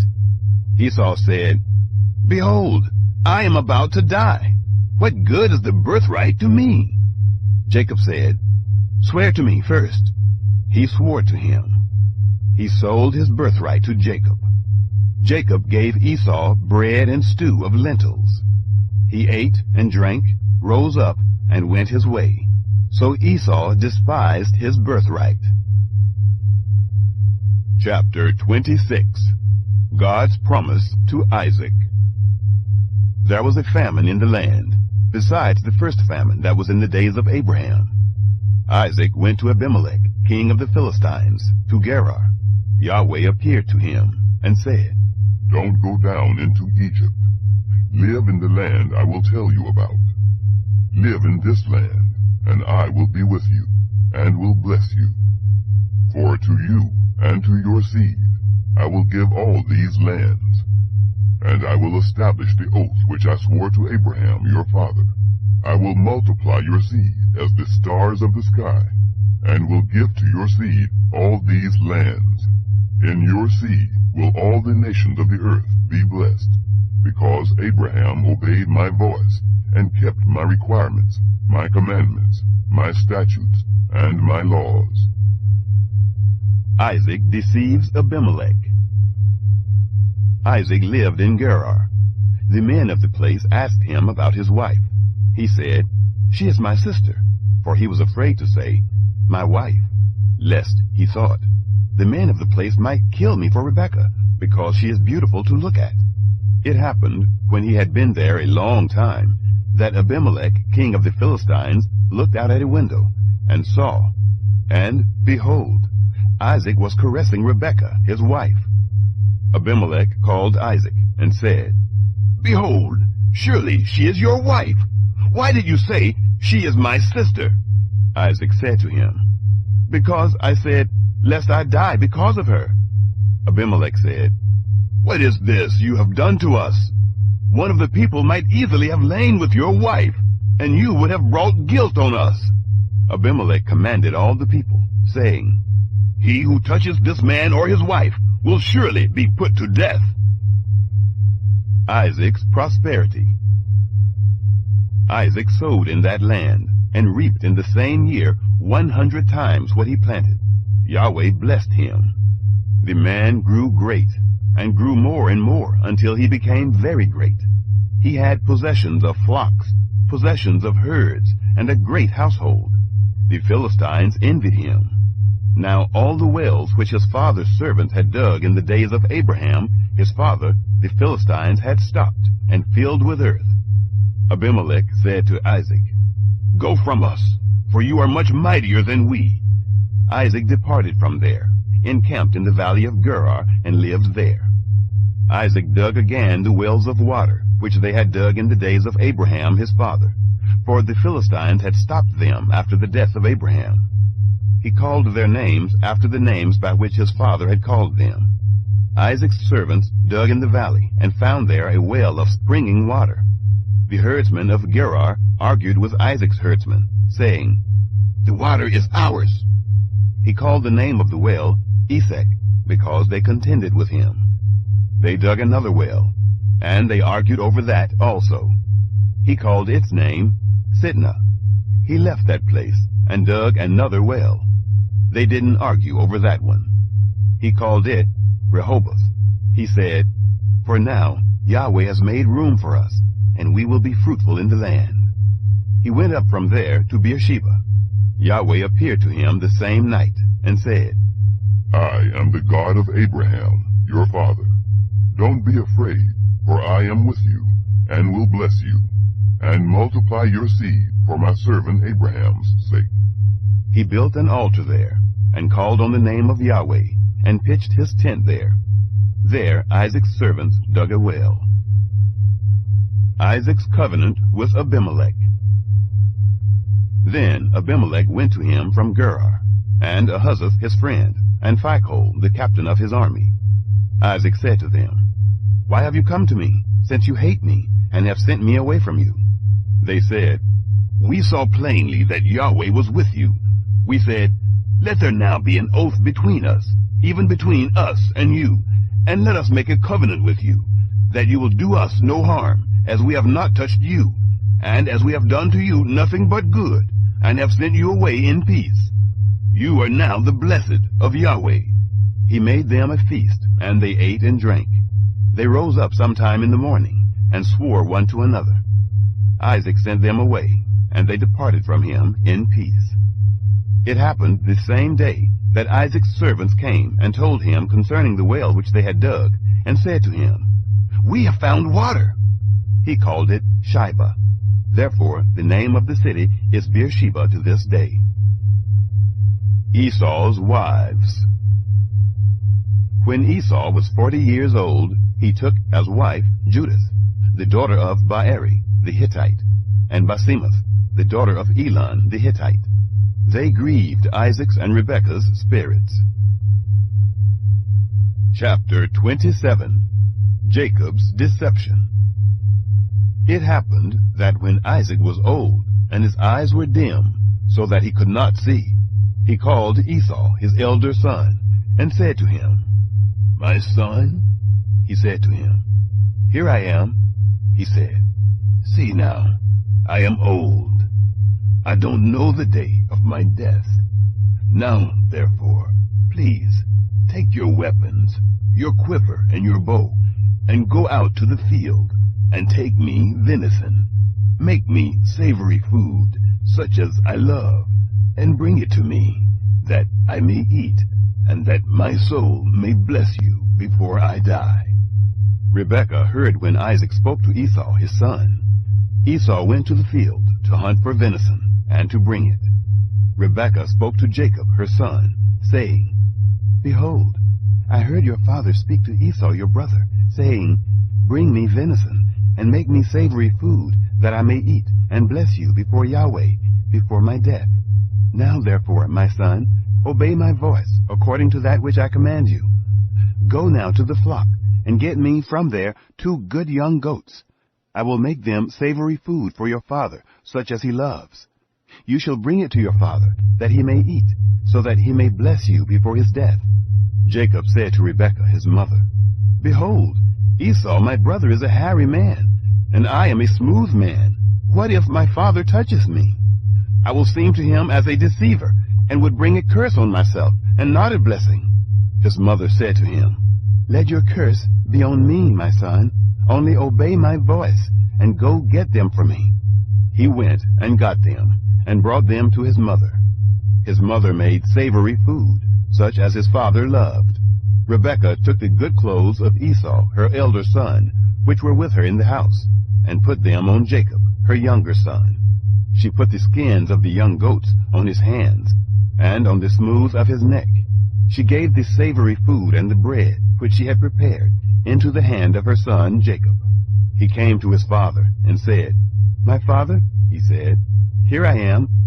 Who are you, my son? Isaac blesses Jacob. Jacob said to his father, I am Esau, your firstborn. I have done what you asked me to do. Please arise, sit and eat of my venison, that your soul may bless me. Isaac said to his son, How is it that you have found it so quickly, my son? He said, Because Yahweh, your God, gave me success. Isaac said to Jacob, Please, come near, that I may feel you, my son, whether you are really my son Esau or not. Jacob went near to Isaac, his father. He felt him and said, The voice is Jacob's voice, but the hands are the hands of Esau. He didn't recognize him because his hands were hairy, like his brother Esau's hands. So he blessed him. He said, Are you really my son, Esau? He said, I am. He said, Bring it near to me, and I will eat of my son's venison, that my soul may bless you. He brought it near to him, and he ate. He brought him wine, and he drank. His father Isaac said to him, Come near now, and kiss me, my son. He came near and kissed him. He smelled the smell of his clothing, and blessed him, and said, Behold, the smell of my son is as the smell of a field, which Yahweh has blessed. God give you of the dew of the sky, of the fatness of the earth, and plenty of grain, and new wine. Let peoples serve you, and nations bow down to you. Be Lord over your brothers. Let your mother's sons bow down to you. Cursed be everyone who curses you. Blessed be everyone who blesses you. The stolen blessing. It happened as soon as Isaac had made an end of blessing Jacob, and Jacob had just gone out from the presence of Isaac his father, that Esau his brother came in from his hunting. He also made savory food, and brought it to his father. He said to his father, Let my father arise, and eat of his son's venison, that your soul may bless me. Isaac his father said to him, Who are you? He said, I am your son, your firstborn, Esau. Isaac trembled violently, and said, Who, then, is he who has taken venison, and brought it me? And I have eaten of all before you came, and have blessed him. Yes, he will be blessed. When Esau heard the words of his father, he cried with an exceeding great and bitter cry, and said to his father, Bless me, even me also, my father. He said, Your brother came with deceit, and has taken away your blessing. He said, Isn't he rightly named Jacob? For he has supplanted me these 2 times. He took away my birthright. See, now he has taken away my blessing. He said, Haven't you reserved a blessing for me? Isaac answered Esau, Behold, I have made him your lord, and all his brothers have I given to him for servants. With grain and new wine have I sustained him. What then will I do for you, my son? Esau said to his father, Have you but one blessing, my father? Bless me, even me also, my father. Esau lifted up his voice and wept. Isaac his father answered him, Behold, of the fatness of the earth will be your dwelling, and of the dew of the sky from above. By your sword will you live, and you will serve your brother. It will happen, when you will break loose, that you shall shake his yoke from off your neck. Esau hated Jacob because of the blessing with which his father blessed him. Esau said in his heart, The days of mourning for my father are at hand. Then I will kill my brother, Jacob. The words of Esau, her elder son, were told to Rebekah. She sent and called Jacob, her younger son, and said to him, Behold, your brother Esau comforts himself about you by planning to kill you. Now therefore, my son, obey my voice. Arise, flee to Laban, my brother, in Haran. Stay with him a few days, until your brother's fury turns away, until your brother's anger turn away from you, and he forgets what you have done to him. Then I will send and get you from there. Why should I be bereaved of you both in one day? Rebekah said to Isaac, I am weary of my life, because of the daughters of Heth. If Jacob takes a wife of the daughters of Heth, such as these, of the daughters of the land, what good will my life do me? Chapter 28. Jacob flees to Laban. Isaac called Jacob, blessed him, and commanded him, You shall not take a wife of the daughters of Canaan. Arise, go to Paddan Aram, to the house of Bethuel, your mother's father. Take a wife from there, from the daughters of Laban, your mother's brother. May God Almighty bless you, and make you fruitful, and multiply you, that you may be a company of peoples, and give you the blessing of Abraham, to you and to your seed with you, that you may inherit the land where you travel, which God gave to Abraham. Isaac sent Jacob away. He went to Paddan Aram to Laban, son of Bethuel the Syrian, Rebekah's brother, Jacob's and Esau's mother. Esau marries Mahalath. Now Esau saw that Isaac had blessed Jacob, and sent him away to Paddan Aram, to take him a wife from there, and that as he blessed him, he gave him a command, saying, You shall not take a wife of the daughters of Canaan. And that Jacob obeyed his father and his mother, and was gone to Paddan Aram. Esau saw that the daughters of Canaan didn't please Isaac, his father. Esau went to Ishmael, and took, besides the wives that he had, Mahalath, the daughter of Ishmael, Abraham's son, the sister of Nebaioth, to be his wife. Jacob's ladder. Jacob went out from Beersheba, and went toward Haran. He came to a certain place, and stayed there all night, because the sun had set. He took one of the stones of the place, and put it under his head, and lay down in that place to sleep. He dreamed. Behold, a stairway set upon the earth, and its top reached to heaven. Behold, the angels of God ascending and descending on it. Behold, Yahweh stood above it, and said, I am Yahweh, the God of Abraham, your father, and the God of Isaac. The land whereon you lie, to you will I give it, and to your seed. Your seed will be as the dust of the earth, and you will spread abroad to the west, and to the east, and to the north, and to the south. In you and in your seed will all the families of the earth be blessed. Behold, I am with you, and will keep you wherever you go, and will bring you again into this land. For I will not leave you until I have done that which I have spoken of to you. Jacob awakened out of his sleep, and he said, Surely Yahweh is in this place, and I didn't know it. He was afraid, and said, "How dreadful is this place! This is none other than God's house, and this is the gate of heaven." The stone of Bethel. Jacob rose up early in the morning, and took the stone that he had put under his head, and set it up for a pillar, and poured oil on its top. He called the name of that place Bethel, but the name of the city was Luz at the first. Jacob vowed a vow, saying, "If God will be with me, and will keep me in this way that I go, and will give me bread to eat, and clothing to put on, so that I come again to my father's house in peace, and Yahweh will be my God, then this stone which I have set up for a pillar will be God's house. Of all that you will give me, I will surely give the tenth to you." Chapter 29. Jacob meets Rachel.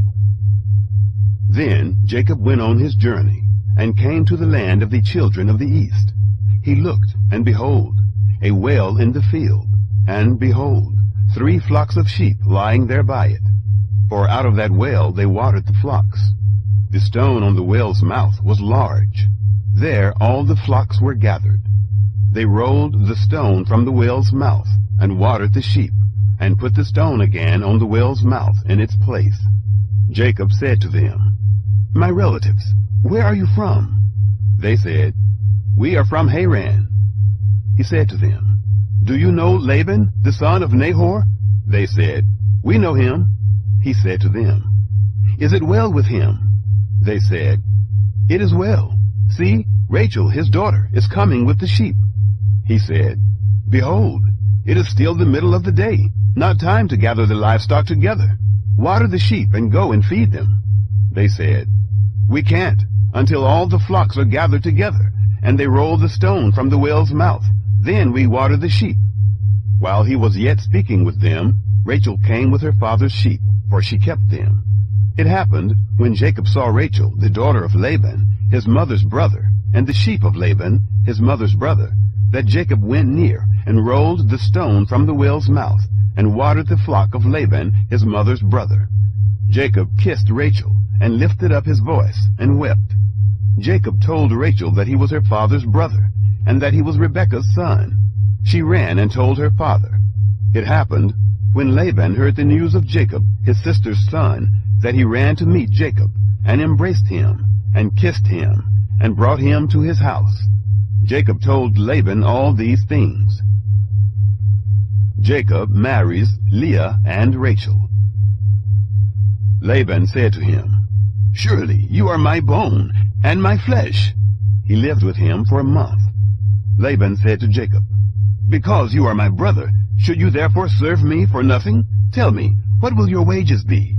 Laban had 2 daughters. The name of the elder was Leah, and the name of the younger was Rachel. Leah's eyes were weak, but Rachel was beautiful in form and attractive. Jacob loved Rachel. He said, "I will serve you 7 years for Rachel, your younger daughter." Laban said, "It is better that I give her to you than that I should give her to another man. Stay with me." Jacob served 7 years for Rachel. They seemed to him but a few days, for the love he had for her.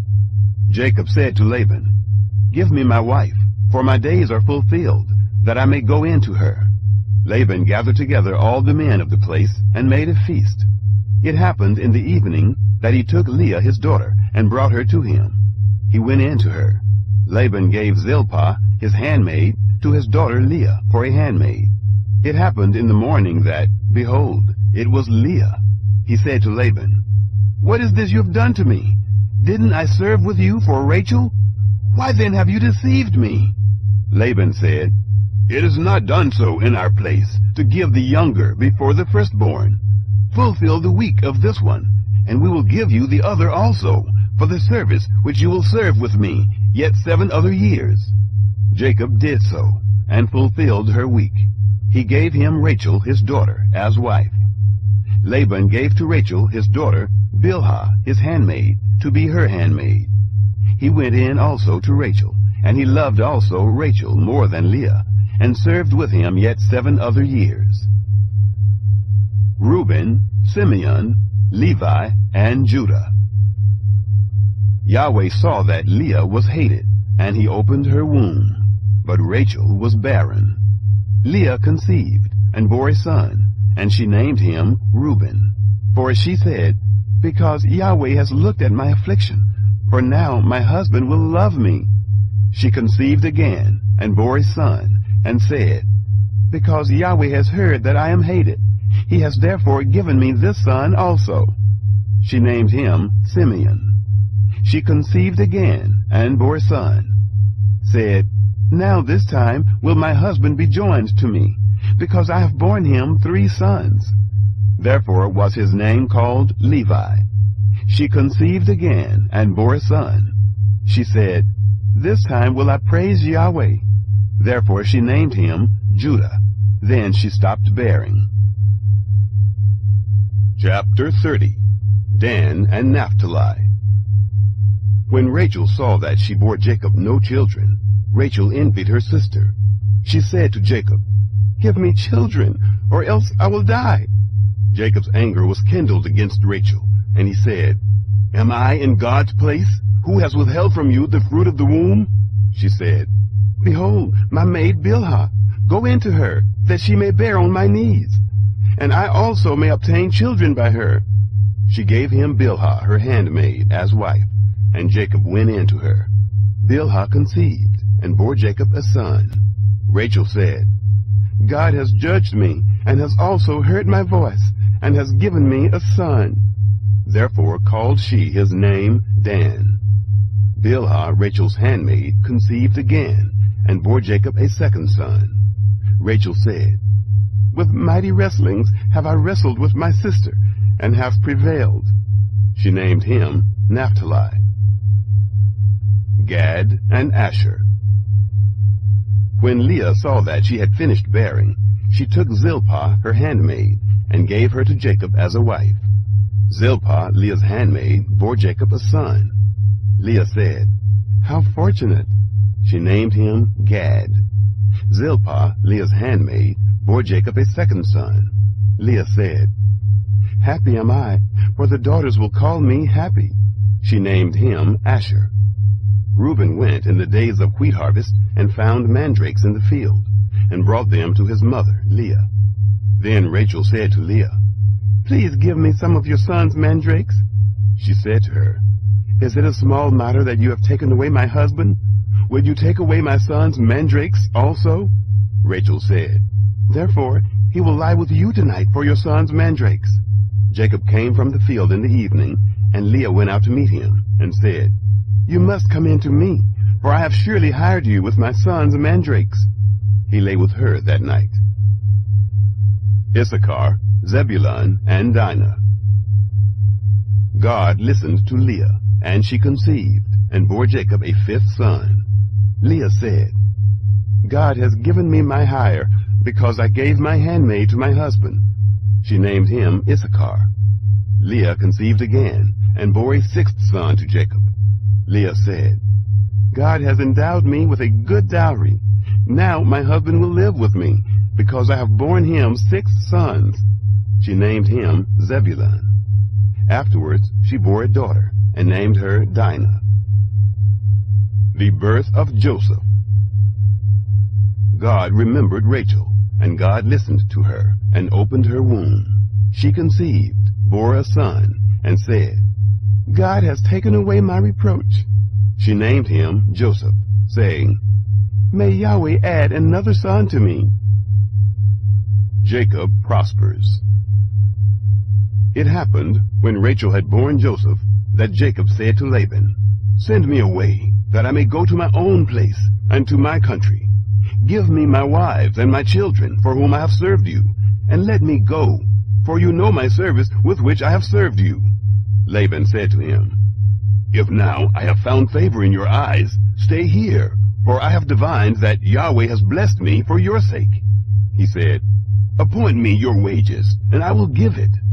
He said to him, You know how I have served you, and how your livestock have fared with me, for it was little which you had before I came, and it has increased to a multitude. Yahweh has blessed you wherever I turned. Now when will I provide for my own house also? He said, What shall I give you? Jacob said, "You shall not give me anything. If you will do this thing for me, I will again feed your flock and keep it. I will pass through all your flock today, removing from there every speckled and spotted one, and every black one among the sheep, and the spotted and speckled among the goats. This will be my hire. So my righteousness will answer for me hereafter. When you come concerning my hire that is before you, every one that is not speckled and spotted among the goats, and black among the sheep that might be with me, will be counted stolen." Laban said, "Behold, let it be according to your word." That day he removed the male goats that were streaked and spotted, and all the female goats that were speckled and spotted, every one that had white in it, and all the black ones among the sheep, and gave them into the hand of his sons. He set 3 days' journey between himself and Jacob fed the rest of Laban's flocks. Jacob took to himself rods of fresh poplar, almond, plane tree, peeled white streaks in them, and made the white appear which was in the rods. He set the rods, which he had peeled, opposite the flocks, in the gutters, in the watering troughs where the flocks came to drink. They conceived when they came to drink. The flocks conceived before the rods, and the flocks brought forth streaked, speckled, and spotted. Jacob separated the lambs, and set the faces of the flocks toward the streaked and all the black in the flock of Laban. And he put his own droves apart, and didn't put them into Laban's flock. It happened, whenever the stronger of the flock conceived, that Jacob laid the rods before the eyes of the flock in the gutters, that they might conceive among the rods. But when the flock were feeble, he didn't put them in. So the feebler were Laban's, and the stronger Jacob's. The man increased exceedingly, and had large flocks, female servants and male servants, and camels and donkeys. Chapter 31. Jacob flees from Laban. He heard the words of Laban's sons, saying, "Jacob has taken away all that was our father's. From that which was our father's has he gotten all this wealth." Jacob saw the expression on Laban's face, and behold, it was not toward him as before. Yahweh said to Jacob, "Return to the land of your fathers, and to your relatives, and I will be with you." Jacob sent and called Rachel and Leah to the field, to his flock, and said to them, "I see the expression on your father's face, that it is not toward me as before, but the God of my father has been with me. You know that I have served your father with all of my strength. Your father has deceived me, and changed my wages 10 times, but God didn't allow him to hurt me. If he said this, the speckled will be your wages, then all the flock bore speckled. If he said this, the streaked will be your wages, then all the flock bore streaked. Thus God has taken away your father's livestock, and given them to me. It happened during mating season that I lifted up my eyes, and saw in a dream, and behold, the male goats which leaped on the flock were streaked, speckled, and grizzled. The angel of God said to me in the dream, 'Jacob,' and I said, 'Here I am.' He said, 'Now lift up your eyes, and behold, all the male goats which leap on the flock are streaked, speckled, and grizzled. For I have seen all that Laban does to you. I am the God of Bethel, where you anointed a pillar, where you vowed a vow to me. Now arise, get out from this land, and return to the land of your birth.' Rachel and Leah answered him, 'Is there yet any portion or inheritance for us in our father's house? Aren't we accounted by him as foreigners? For he has sold us, and has also quite devoured our money. For all the riches which God has taken away from our father, that is ours and our children's. Now then, whatever God has said to you, do.' Then Jacob rose up and set his sons and his wives on the camels. And he took away all his livestock, and all his possessions which he had gathered, including the livestock which he had gained in Paddan Aram, to go to Isaac his father, to the land of Canaan. Now Laban had gone to shear his sheep, and Rachel stole the teraphim that were her father's. Jacob deceived Laban the Syrian, in that he didn't tell him that he was running away. So he fled with all that he had. He rose up, passed over the river, and set his face toward the mountain of Gilead. Laban pursues Jacob. Laban was told on the 3rd day that Jacob had fled. He took his relatives with him, and pursued after him 7 days' journey. He overtook him in the mountain of Gilead. God came to Laban the Syrian in a dream of the night, and said to him, Take heed to yourself, that you don't speak to Jacob, either good or bad. Laban caught up with Jacob. Now Jacob had pitched his tent in the mountain, and Laban with his relatives encamped in the mountain of Gilead. Laban said to Jacob, What have you done, that you have deceived me, and carried away my daughters like captives of the sword? Why did you flee secretly and deceive me, and didn't tell me, that I might have sent you away with mirth, and with songs, with tambourine, and with harp, and didn't allow me to kiss my sons and my daughters? Now have you done foolishly. It is in the power of my hand to hurt you, but the God of your father spoke to me last night, saying, Take heed to yourself, that you don't speak to Jacob, either good or bad. Now you want to be gone, because you greatly longed for your father's house. But why have you stolen my gods? Jacob answered Laban, Because I was afraid, for I said, Lest you should take your daughters from me by force. Anyone you find your gods with shall not live. Before our relatives, discern what is yours with me, and take it. For Jacob didn't know that Rachel had stolen them. Laban went into Jacob's tent, into Leah's tent, and into the tent of the 2 female servants, but he didn't find them. He went out of Leah's tent and entered into Rachel's tent. Now Rachel had taken the teraphim, put them in the camel's saddle, and sat on them. Laban felt about all the tent, but didn't find them. She said to her father, Don't let my lord be angry that I can't rise up before you, for I'm having my period. He searched, but didn't find the teraphim. Jacob was angry and argued with Laban. Jacob answered Laban, What is my trespass? What is my sin, that you have hotly pursued after me? Now that you have felt around in all my stuff, what have you found of all your household stuff? Set it here before my relatives and your relatives, that they may judge between us two. These 20 years I have been with you. Your ewes and your female goats have not cast their young, and I haven't eaten the rams of your flocks. That which was torn of animals I didn't bring to you. I bore its loss. Of my hand you required it, whether stolen by day or stolen by night. This was my situation. In the day the drought consumed me, and the frost by night, and my sleep fled from my eyes. These 20 years I have been in your house. I served you 14 years for your 2 daughters, and 6 years for your flock. And you have changed my wages 10 times. Unless the God of my father, the God of Abraham, and the fear of Isaac had been with me, surely now you would have sent me away empty. God has seen my affliction and the labor of my hands, and rebuked you last night. Jacob's covenant with Laban. Laban answered Jacob, The daughters are my daughters. The children are my children. The flocks are my flocks. And all that you see is mine. And what can I do this day to these my daughters, or to their children whom they have borne? Now come, let us make a covenant, you and I, and let it be for a witness between me and you. Jacob took a stone and set it up for a pillar. Jacob said to his relatives, Gather stones. They took stones and made a heap. They ate there by the heap. Laban called it Jegar-Sahadutha, but Jacob called it Gilead. Laban said, This heap is witness between me and you this day.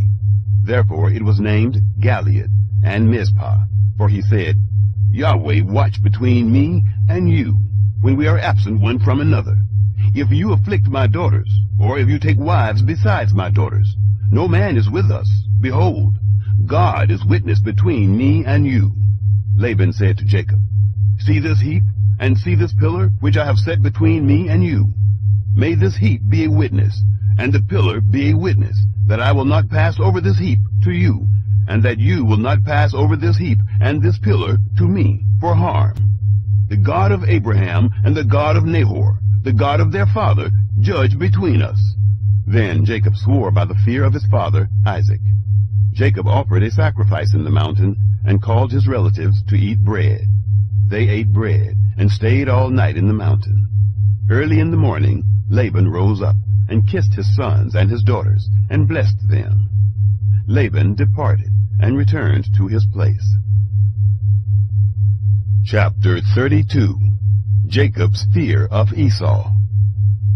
Jacob went on his way. and the angels of God met him. When he saw them, Jacob said, "This is God's army." He called the name of that place Mahanaim. Jacob sent messengers in front of him to Esau his brother, to the land of Seir, the field of Edom. He commanded them, saying, "This is what you shall tell my lord Esau. This is what your servant Jacob says. I have lived as a foreigner with Laban, and stayed until now. I have cattle, donkeys, flocks, male servants, and female servants.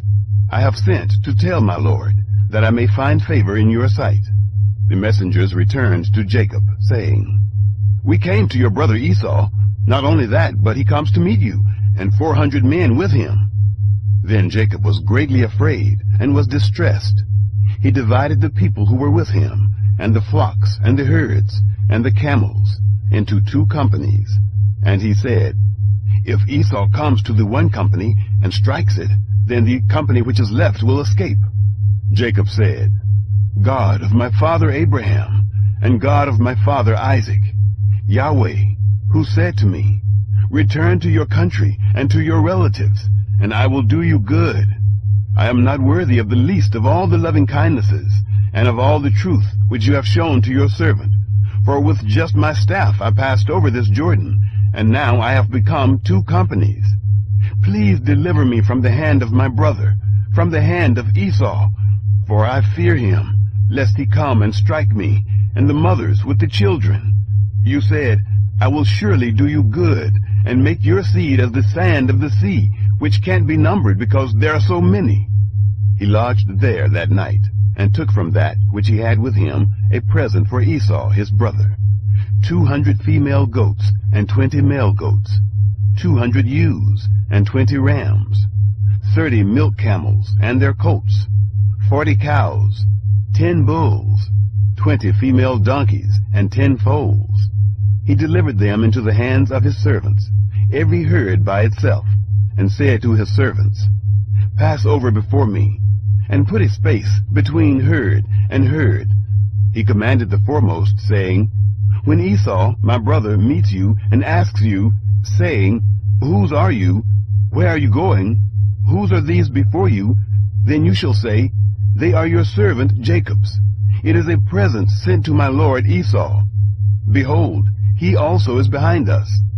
He commanded also the second, and the third, and all that followed the herds, saying, "This is how you shall speak to Esau when you find him. You shall say, not only that, but behold, your servant Jacob is behind us. For he said, I will appease him with the present that goes before me, and afterward I will see his face. Perhaps he will accept me." So the present passed over before him, and he himself lodged that night in the camp. Jacob wrestles with God. He rose up that night, and took his 2 wives, and his 2 handmaids, and his 11 sons, and passed over the ford of the Jabbok. He took them, and sent them over the stream, and sent over that which he had. Jacob was left alone, and wrestled with a man there until the breaking of the day. When he saw that he didn't prevail against him, he touched the hollow of his thigh, and the hollow of Jacob's thigh was strained as he wrestled. The man said, "Let me go, for the day breaks." Jacob said, "I won't let you go unless you bless me." He said to him, "What is your name?" He said, "Jacob." He said, "Your name will no longer be called Jacob, but Israel, for you have fought with God and with men, and have prevailed." Jacob asked him, "Please tell me your name." He said, "Why is it that you ask what my name is?" He blessed him there. Jacob called the name of the place Peniel, for he said, "I have seen God face to face, and my life is preserved." The sun rose on him as he passed over Peniel, and he limped because of his thigh. Therefore the children of Israel don't eat the sinew of the hip, which is on the hollow of the thigh, to this day, because he touched the hollow of Jacob's thigh in the sinew of the hip. Chapter 33. Jacob meets Esau. Jacob lifted up his eyes, and looked, and behold, Esau was coming, and with him 400 men. He divided the children between Leah, Rachel, and the 2 handmaids. He put the handmaids and their children in front, Leah and her children after, and Rachel and Joseph at the rear. He himself passed over in front of them, and bowed himself to the ground 7 times until he came near to his brother. Esau ran to meet him, embraced him, fell on his neck, kissed him, and they wept. He lifted up his eyes and saw the women and the children, and said, "Who are these with you?" He said, "The children whom God has graciously given your servant." Then the handmaids came near with their children, and they bowed themselves. Leah also and her children came near, and bowed themselves. After them Joseph came near with Rachel, and they bowed themselves. Esau said, "What do you mean by all this company which I met?" Jacob said, "To find favor in the sight of my Lord." Esau said, "I have enough, my brother. Let that which you have be yours." Jacob said, "Please, no. If I have now found favor in your sight, then receive my present at my hand, because I have seen your face as one sees the face of God, and you were pleased with me. Please take the gift that I brought to you, because God has dealt graciously with me, and because I have enough." He urged him, and he took it. Esau said, "Let us take our journey, and let us go, and I will go before you." Jacob said to him, "My Lord knows that the children are tender, and that the flocks and herds with me have their young, and if they overdrive them one day, all the flocks will die.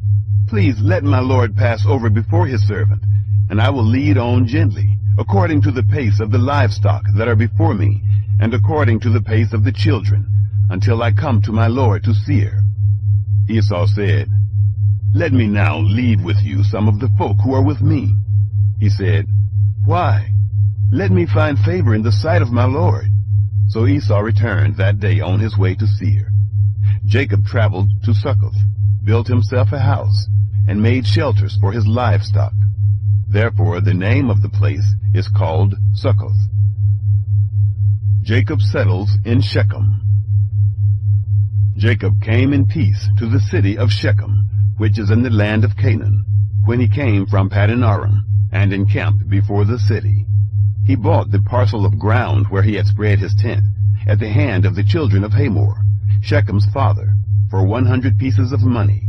He erected an altar there, and called it El Elohe Israel. Chapter 34. The Defiling of Dinah. Dinah, the daughter of Leah, whom she bore to Jacob, went out to see the daughters of the land. Shechem, the son of Hamor the Hivite, the prince of the land, saw her. He took her, lay with her, and humbled her. His soul joined to Dinah, the daughter of Jacob, and he loved the young lady, and spoke kindly to the young lady. Shechem spoke to his father Hamor, saying, "Get me this young lady as a wife." Now Jacob heard that he had defiled Dinah, his daughter, and his sons were with his livestock in the field. Jacob held his peace until they came. Hamor, the father of Shechem, went out to Jacob to talk with him. The sons of Jacob came in from the field when they heard it. The men were grieved, and they were very angry, because he had done folly in Israel, in lying with Jacob's daughter, a thing which ought not to be done. Hamor talked with them, saying, "The soul of my son, Shechem, longs for your daughter. Please give her to him as a wife. Make marriages with us. Give your daughters to us, and take our daughters for yourselves. You shall dwell with us, and the land will be before you. Live and trade in it, and get possessions in it." Shechem said to her father and to her brothers, "Let me find favor in your eyes, and whatever you will tell me, I will give. Ask me a great amount for a dowry, and I will give whatever you ask of me, but give me the young lady as a wife." The revenge of Dinah's brothers. The sons of Jacob answered Shechem and Hamor his father with deceit, and spoke, because he had defiled Dinah their sister, and said to them, "We can't do this thing, to give our sister to one who is uncircumcised, for that is a reproach to us. Only on this condition will we consent to you. If you will be as we are, that every male of you be circumcised, then will we give our daughters to you, and we will take your daughters to us, and we will dwell with you, and we will become one people. But if you will not listen to us, to be circumcised, then we will take our sister, and we will be gone. Their words pleased Hamor and Shechem, Hamor's son. The young man didn't wait to do this thing, because he had delight in Jacob's daughter, and he was honored above all the house of his father. Hamor and Shechem, his son, came to the gate of their city, and talked with the men of their city, saying, These men are peaceful with us. Therefore let them live in the land, and trade in it. For, behold, the land is large enough for them. Let us take their daughters to us for wives, and let us give them our daughters. Only on this condition will the men consent to us to live with us, to become one people, if every male among us is circumcised, as they are circumcised. Won't their livestock and their possessions and all their animals be ours?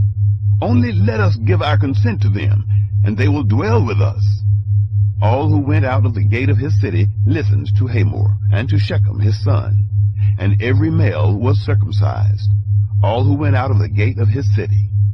It happened on the third day, when they were sore, that two of Jacob's sons, Simeon and Levi, Dinah's brothers, each took his sword, came upon the unsuspecting city, and killed all the males. They killed Hamor and Shechem his son with the edge of the sword, and took Dinah out of Shechem's house, and went away. Jacob's sons came on the dead, and plundered the city, because they had defiled their sister. They took their flocks, their herds, their donkeys, that which was in the city, that which was in the field, and all their wealth. They took captive all their little ones, and their wives, and took as plunder everything that was in the house. Jacob said to Simeon and Levi, You have troubled me, to make me odious to the inhabitants of the land, among the Canaanites and the Perizzites. I am few in number. They will gather themselves together against me, and strike me, and I will be destroyed, I and my house. They said, Should he deal with our sister as with a prostitute? Chapter 35. Jacob returns to Bethel. God said to Jacob, Arise, go up to Bethel, and live there. Make there an altar to God, who appeared to you when you fled from the face of Esau your brother. Then Jacob said to his household, and to all who were with him, Put away the foreign gods that are among you. Purify yourselves. Change your garments. Let us arise and go up to Bethel. I will make there an altar to God, who answered me in the day of my distress, and was with me in the way which I went. They gave to Jacob all the foreign gods which were in their hands, and the rings which were in their ears, and Jacob hid them under the oak which was by Shechem. They traveled, and a terror of God was on the cities that were around them, and they didn't pursue the sons of Jacob. So Jacob came to Luz, that is, Bethel, which is in the land of Canaan, he and all the people who were with him. He built an altar there, and called the place El Bethel, because there God was revealed to him when he fled from the face of his brother. Deborah, Rebekah's nurse, died, and she was buried below Bethel under the oak, and its name was called Allon Bacuth. Jacob is named Israel. God appeared to Jacob again when he came from Paddan Aram, and blessed him. God said to him, Your name is Jacob. Your name shall not be Jacob any more, but your name will be Israel. He named him Israel. God said to him, I am God Almighty. Be fruitful and multiply. A nation and a company of nations will be from you, and kings will come out of your body. The land which I gave to Abraham and Isaac, I will give it to you, and to your seed after you will I give the land. God went up from him in the place where he spoke with him. Jacob set up a pillar in the place where he spoke with him, a pillar of stone. He poured out a drink offering on it, and poured oil on it. Jacob called the name of the place where God spoke with him Bethel. Benjamin is born. Rachel dies. They traveled from Bethel. There was still some distance to come to Ephrath, and Rachel travailed. She had hard labor.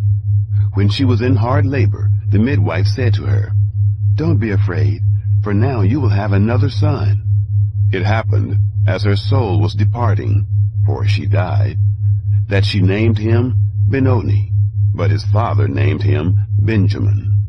Rachel died, and was buried in the way to Ephrath. The same is Bethlehem. Jacob set up a pillar on her grave. The same is the pillar of Rachel's grave to this day. Israel traveled, and spread his tent beyond the tower of Eder. The sons of Jacob. It happened, while Israel lived in that land, that Reuben went and lay with Bilhah, his father's concubine, and Israel heard of it. Now the sons of Jacob were 12, the sons of Leah: Reuben, Jacob's firstborn; Simeon, Levi, Judah, Issachar, and Zebulun; the sons of Rachel: Joseph and Benjamin; the sons of Bilhah, Rachel's handmaid: Dan and Naphtali; the sons of Zilpah, Leah's handmaid: Gad and Asher. These are the sons of Jacob, who were born to him in Paddan Aram. The death of Isaac. Jacob came to Isaac his father, to Mamre, to Kiriath Arba, which is Hebron, where Abraham and Isaac lived as foreigners. The days of Isaac were 180 years. Isaac gave up the spirit and died, and was gathered to his people, old and full of days. Esau and Jacob, his sons, buried him. Chapter 36. Esau's descendants. Now this is the history of the generations of Esau, that is, Edom. Esau took his wives from the daughters of Canaan: Adah, the daughter of Elon the Hittite, and Oholibamah, the daughter of Anah, the daughter of Zibeon the Hivite, and Basemath, Ishmael's daughter, sister of Nebaioth. Adah bore to Esau Eliphaz. Basemath bore Reuel. Oholibamah bore Jeush, Jalam, and Korah. These are the sons of Esau, who were born to him in the land of Canaan. Esau took his wives, his sons, his daughters, and all the members of his household, with his livestock, all his animals, and all his possessions which he had gathered in the land of Canaan, and went into a land away from his brother Jacob. For their substance was too great for them to dwell together, and the land of their travels couldn't bear them because of their livestock. Esau lived in the hill country of Seir. Esau is Edom. This is the history of the generations of Esau, the father of the Edomites in the hill country of Seir. These are the names of Esau's sons: Eliphaz, the son of Adah, the wife of Esau, and Reuel, the son of Basemath, the wife of Esau. The sons of Eliphaz were Theman, Omar, Zepho, and Gatam, and Kenaz. Timnah was concubine to Eliphaz, Esau's son, and she bore to Eliphaz Amalek. These are the sons of Adah, Esau's wife. These are the sons of Reuel: Nahath, Zerah, Shammah, and Mizah. These were the sons of Basemath, Esau's wife. These were the sons of Oholibamah, the daughter of Anah, the daughter of Zibeon, Esau's wife. She bore to Esau Jeush, Jalam, and Korah. The chiefs of Edom. These are the chiefs of the sons of Esau, the sons of Eliphaz, the firstborn of Esau: Chief Theman, Chief Omar, Chief Zepho, Chief Kenaz, Chief Korah, Chief Gatam, Chief Amalek. These are the chiefs who came of Eliphaz in the land of Edom. These are the sons of Adah. These are the sons of Reuel, Esau's son. Chief Nahath, Chief Zerah, Chief Shammah, Chief Mizah. These are the chiefs who came of Reuel in the land of Edom. These are the sons of Basemath, Esau's wife. These are the sons of Oholibamah, Esau's wife. Chief Jeush, Chief Jalum, Chief Korah. These are the chiefs who came of Oholibamah, the daughter of Anah, Esau's wife. These are the sons of Esau, that is, Edom, and these are their chiefs. These are the sons of Seir, the Horite, the inhabitants of the land: Lotan, Shobal, Zibeon, Anah, Dishon, Ezer, and Dishan. These are the chiefs who came of the Horites, the children of Seir, in the land of Edom. The children of Lotan were Hori and Heman. Lotan's sister was Timnah. These are the children of Shobal: Alvan, Manahath, Ebal, Shepho, and Onam. These are the children of Zibeon: Aya and Anah. This is Anah who found the hot springs in the wilderness, as he fed the donkeys of Zibeon, his father.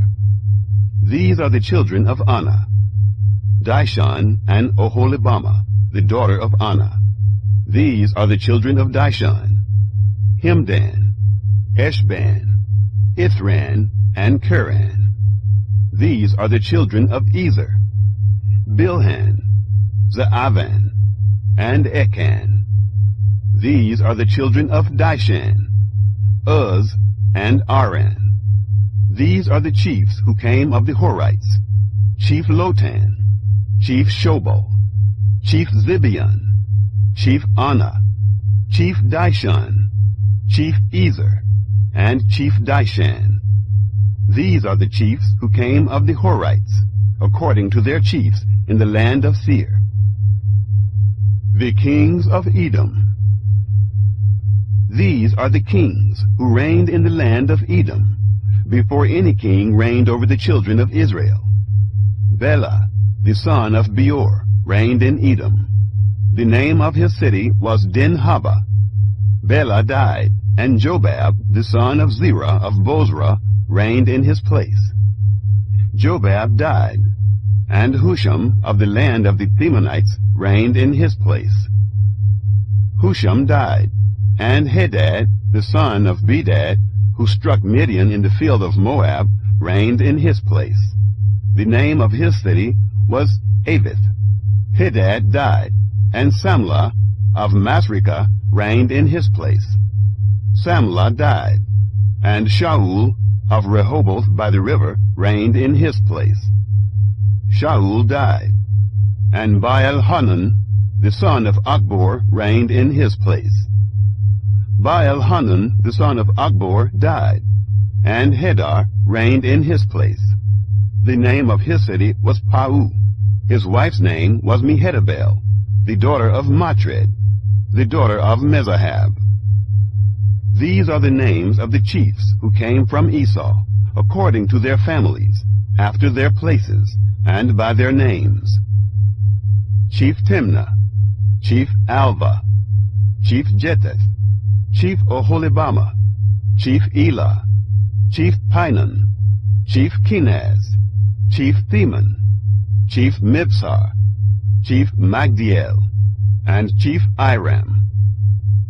These are the chiefs of Edom, according to their habitations in the land of their possession. This is Esau, the father of the Edomites. Chapter 37. Joseph's Dreams. Jacob lived in the land of his father's travels, in the land of Canaan. This is the history of the generations of Jacob. Joseph, being 17 years old, was feeding the flock with his brothers. He was a boy with the sons of Bilhah and Zilpah, his father's wives. Joseph brought an evil report of them to their father.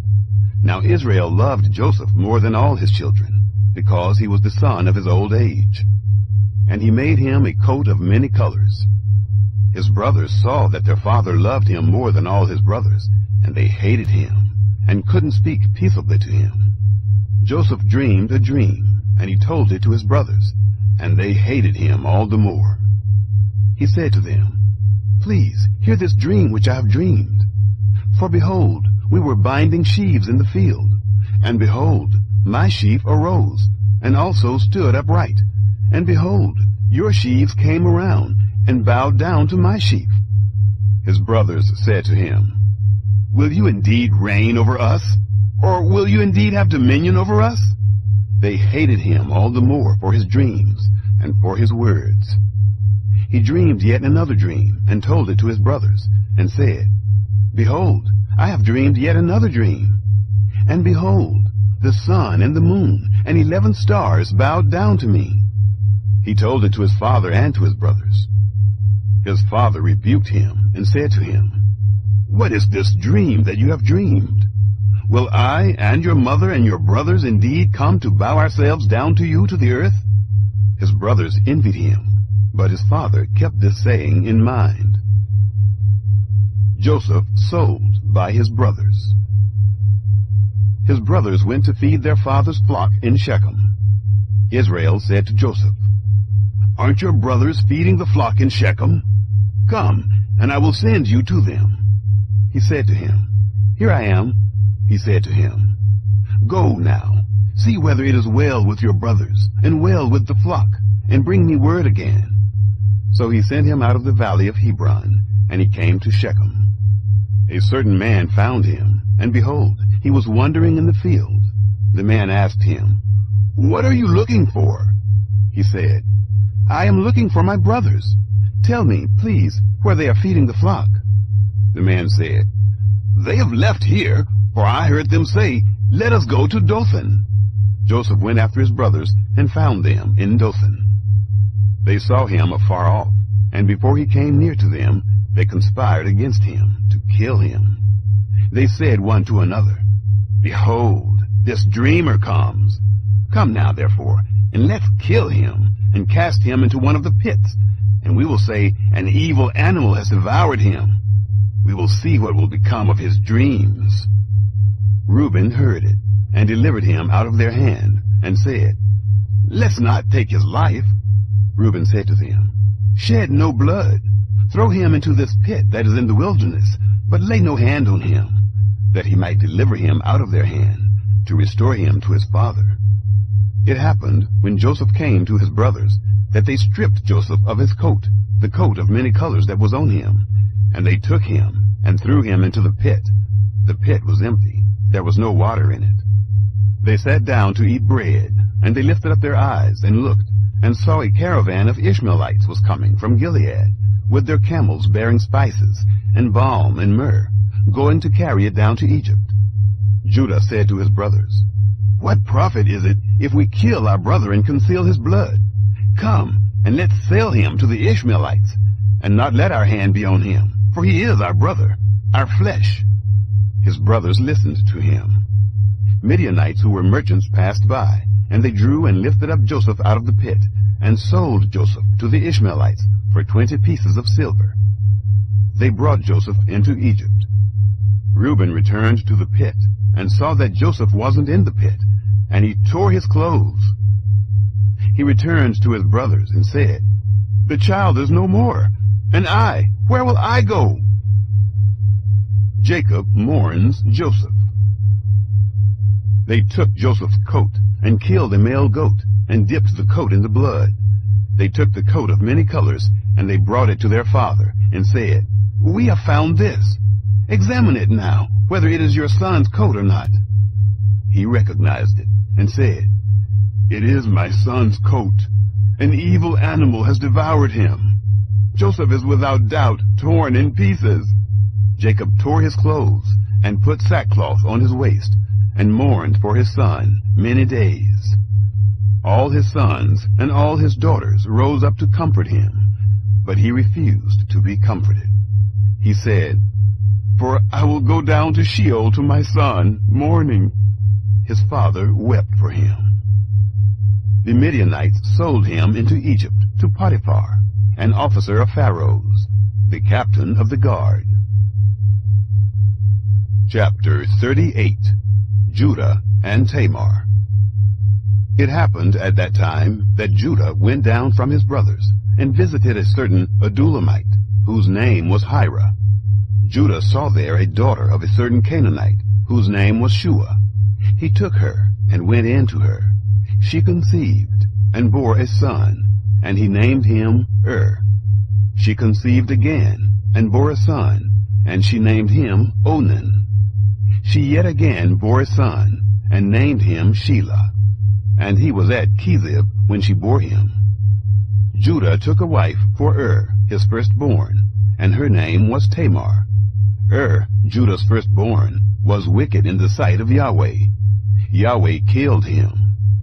Judah said to Onan, "Go in to your brother's wife, and perform the duty of a husband's brother to her, and raise up seed to your brother." Onan knew that the seed wouldn't be his, and it happened, when he went in to his brother's wife, that he spilled it on the ground, lest he should give seed to his brother. The thing which he did was evil in the sight of Yahweh, and he killed him also. Then Judah said to Tamar, his daughter-in-law, "Remain a widow in your father's house, until Shelah, my son, is grown up." For he said, "Lest he also die, like his brothers." Tamar went and lived in her father's house. After many days, Shua's daughter, the wife of Judah, died. Judah was comforted, and went up to his sheep-shearers to Timnah, he and his friend Hira, the Adullamite. It was told Tamar, saying, "Behold, your father-in-law is going up to Timnah to shear his sheep." She took off of her the garments of her widowhood, and covered herself with her veil, and wrapped herself, and sat in the gate of Enaim, which is by the way to Timnah. For she saw that Shelah was grown up, and she wasn't given to him as a wife. When Judah saw her, he thought that she was a prostitute, for she had covered her face. He turned to her by the way, and said, "Please, come, let me come in to you," for he didn't know that she was his daughter-in-law. She said, "What will you give me, that you may come in to me?" He said, "I will send you a young goat from the flock." She said, "Will you give me a pledge until you send it?" He said, "What pledge will I give you?" She said, "Your signet, and your cord, and your staff that is in your hand." He gave them to her, and came in to her, and she conceived by him. She arose, and went away, and put off her veil from her face, and put on the garments of her widowhood.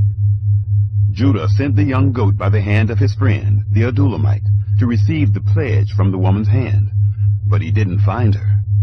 Then he asked the men of her place, saying, "Where's the prostitute that was at Enaim by the road?" They said, "There's been no prostitute here." He returned to Judah and said, "I haven't found her. And also the men of the place said, 'There has been no prostitute here.'" Judah said, "Let her keep it, lest we be shamed. Behold, I sent this young goat, and you haven't found her." It happened about 3 months later that it was told Judah, saying, "Tamar, your daughter-in-law, has played the prostitute, and moreover, behold, she is with child by prostitution." Judah said, "Bring her forth, and let her be burnt." When she was brought forth, she sent to her father-in-law, saying, "By the man whose deeds are, I am with child." She also said, "Please discern whose are these, the signet, and the cords, and the staff." Judah acknowledged them, and said, "She is more righteous than I, because I didn't give her to Shelah, my son." He knew her again no more. The birth of Perez and Zerah. It happened in the time of her travail that, behold, twins were in her womb. When she travailed, one put out a hand, and the midwife took and tied a scarlet thread on his hand, saying, "This came out first." It happened, as he drew back his hand, that, behold, his brother came out, and she said, "Why have you made a breach for yourself?" Therefore his name was called Perez. Afterward his brother came out, that had the scarlet thread on his hand, and his name was called Zerah. Chapter 39. Joseph and Potiphar's wife. Joseph was brought down to Egypt. Potiphar, an officer of Pharaoh's, the captain of the guard, an Egyptian, bought him from the hand of the Ishmaelites that had brought him down there. Yahweh was with Joseph, and he was a prosperous man. He was in the house of his master, the Egyptian. His master saw that Yahweh was with him, and that Yahweh made all that he did prosper in his hand. Joseph found favor in his sight. He ministered to him, and he made him overseer over his house, and all that he had he put into his hand. It happened, from the time that he made him overseer in his house, and over all that he had, that Yahweh blessed the Egyptian's house for Joseph's sake. And the blessing of Yahweh was on all that he had, in the house and in the field. He left all that he had in Joseph's hand. He didn't concern himself with anything, except for the food which he ate. Joseph was well built and handsome. It happened after these things that his master's wife cast her eyes on Joseph, and she said, "Lie with me." But he refused, and said to his master's wife, "Behold, my master doesn't know what is with me in the house, and he has put all that he has into my hand. He isn't greater in this house than I, neither has he kept back anything from me but you, because you are his wife. How then can I do this great wickedness and sin against God?" As she spoke to Joseph day by day, he didn't listen to her, to lie by her, or to be with her. About this time he went into the house to do his work, and there were none of the men of the house inside. She caught him by his garment, saying, "Lie with me." He left his garment in her hand and ran outside. Joseph falsely imprisoned. When she saw that he had left his garment in her hand and had run outside, she called to the men of her house and spoke to them, saying, "Behold, he has brought in a Hebrew to us, to mock us. He came in to me to lie with me, and I cried with a loud voice. It happened, when he heard that I lifted up my voice and cried, that he left his garment by me and ran outside." She laid up his garment by her until his master came home. She spoke to him according to these words, saying, "The Hebrew servant whom you have brought to us came in to me to mock me, and it happened, as I lifted up my voice and cried, that he left his garment by me and ran outside." It happened, when his master heard the words of his wife, which she spoke to him, saying, "This is what your servant did to me," that his wrath was kindled. Joseph's master took him and put him into the prison, the place where the king's prisoners were bound, and he was there in custody. But Yahweh was with Joseph, and showed kindness to him, and gave him favor in the sight of the keeper of the prison. The keeper of the prison committed to Joseph's hand all the prisoners who were in the prison. Whatever they did there, he was responsible for it. The keeper of the prison didn't look after anything that was under his hand, because Yahweh was with him, and that which he did, Yahweh made it prosper. Chapter 40. The Cupbearer and the Baker. It happened after these things that the butler of the king of Egypt and his baker offended their lord, the king of Egypt. Pharaoh was angry with his two officers, the chief cupbearer and the chief baker. He put them in custody in the house of the captain of the guard, into the prison, the place where Joseph was bound. The captain of the guard assigned them to Joseph, and he took care of them. They stayed in prison many days. They both dreamed a dream, each man his dream, in one night, each man according to the interpretation of his dream, the cupbearer and the baker of the king of Egypt, who were bound in the prison.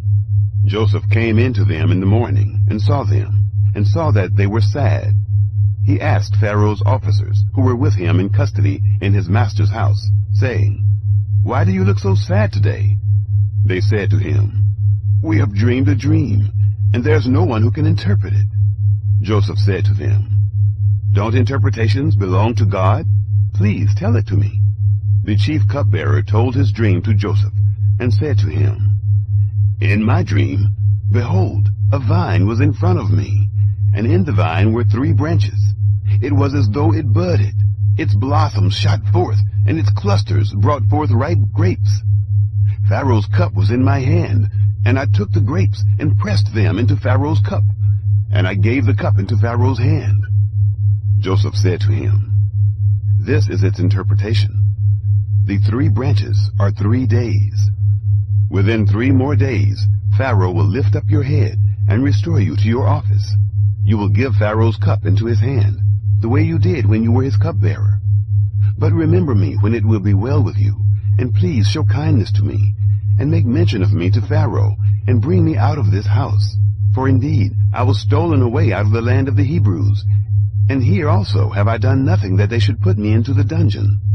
When the chief baker saw that the interpretation was good, he said to Joseph, "I also was in my dream, and behold, 3 baskets of white bread were on my head. In the uppermost basket there was all kinds of baked food for Pharaoh, and the birds ate them out of the basket on my head." Joseph answered, "This is its interpretation. The 3 baskets are 3 days. Within 3 more days, Pharaoh will lift up your head from off you, and will hang you on a tree, and the birds will eat your flesh from off you." It happened the 3rd day, which was Pharaoh's birthday, that he made a feast for all his servants, and he lifted up the head of the chief cupbearer and the head of the chief baker among his servants.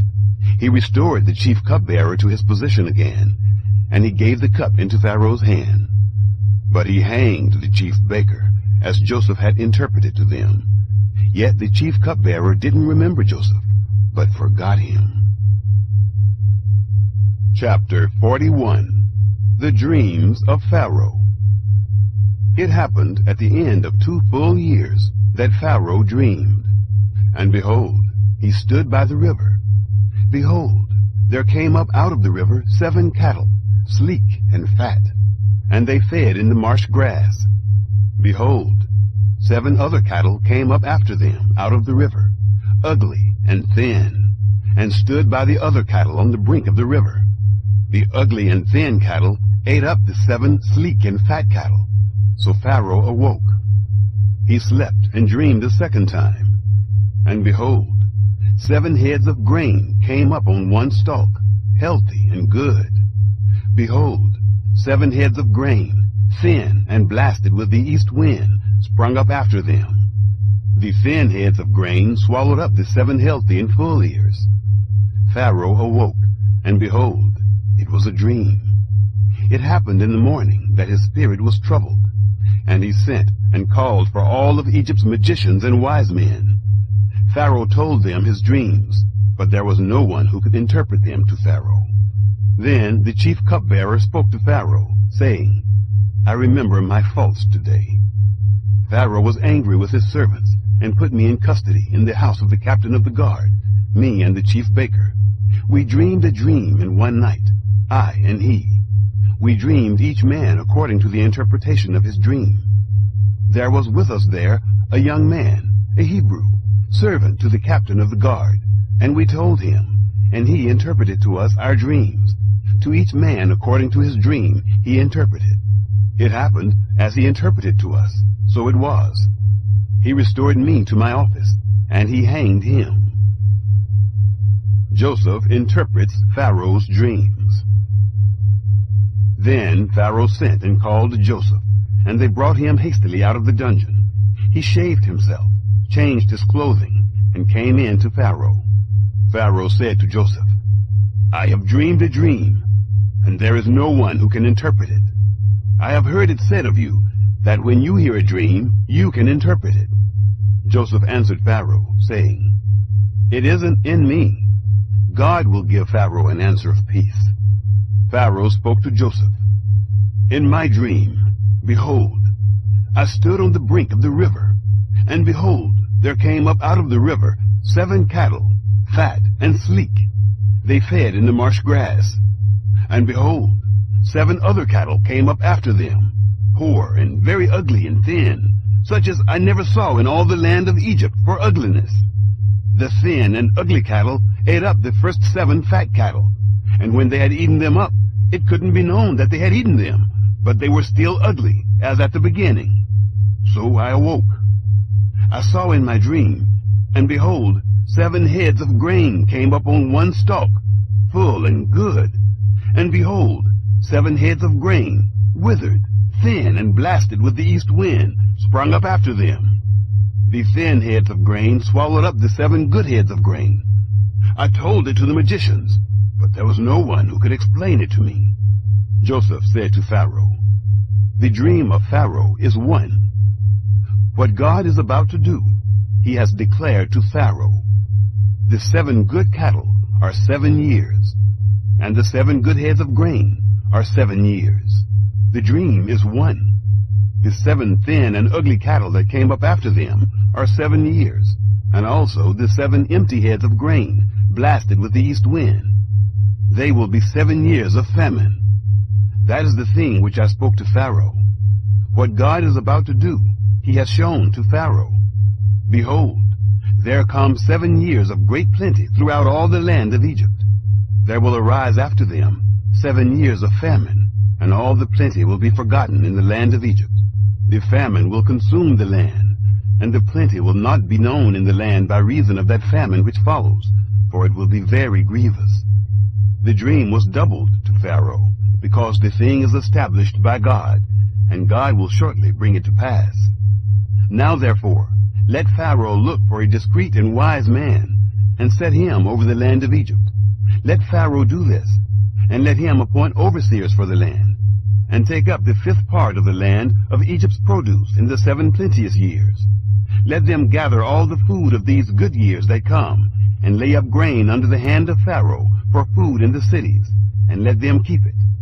The food will be for a store to the land against the 7 years of famine, which will be in the land of Egypt, that the land not perish through the famine." Joseph given charge of Egypt. The thing was good in the eyes of Pharaoh, and in the eyes of all his servants. Pharaoh said to his servants, "Can we find such a one as this, a man in whom is the Spirit of God?" Pharaoh said to Joseph, "Because God has shown you all of this, there is none so discreet and wise as you. You shall be over my house, and according to your word will all my people be ruled. Only in the throne I will be greater than you." Pharaoh said to Joseph, "Behold, I have set you over all the land of Egypt." Pharaoh took off his signet ring from his hand, and put it on Joseph's hand, and arrayed him in robes of fine linen, and put a gold chain about his neck. And he made him to ride in the 2nd chariot which he had. They cried before him, "Bow the knee!" He set him over all the land of Egypt. Pharaoh said to Joseph, "I am Pharaoh, and without you shall no man lift up his hand or his foot in all the land of Egypt." Pharaoh called Joseph's name Zaphenath-Paneah, and he gave him Asenath, the daughter of Potiphera, priest of On, as a wife. Joseph went out over the land of Egypt. The 7 years of plenty. Joseph was 30 years old when he stood before Pharaoh, king of Egypt.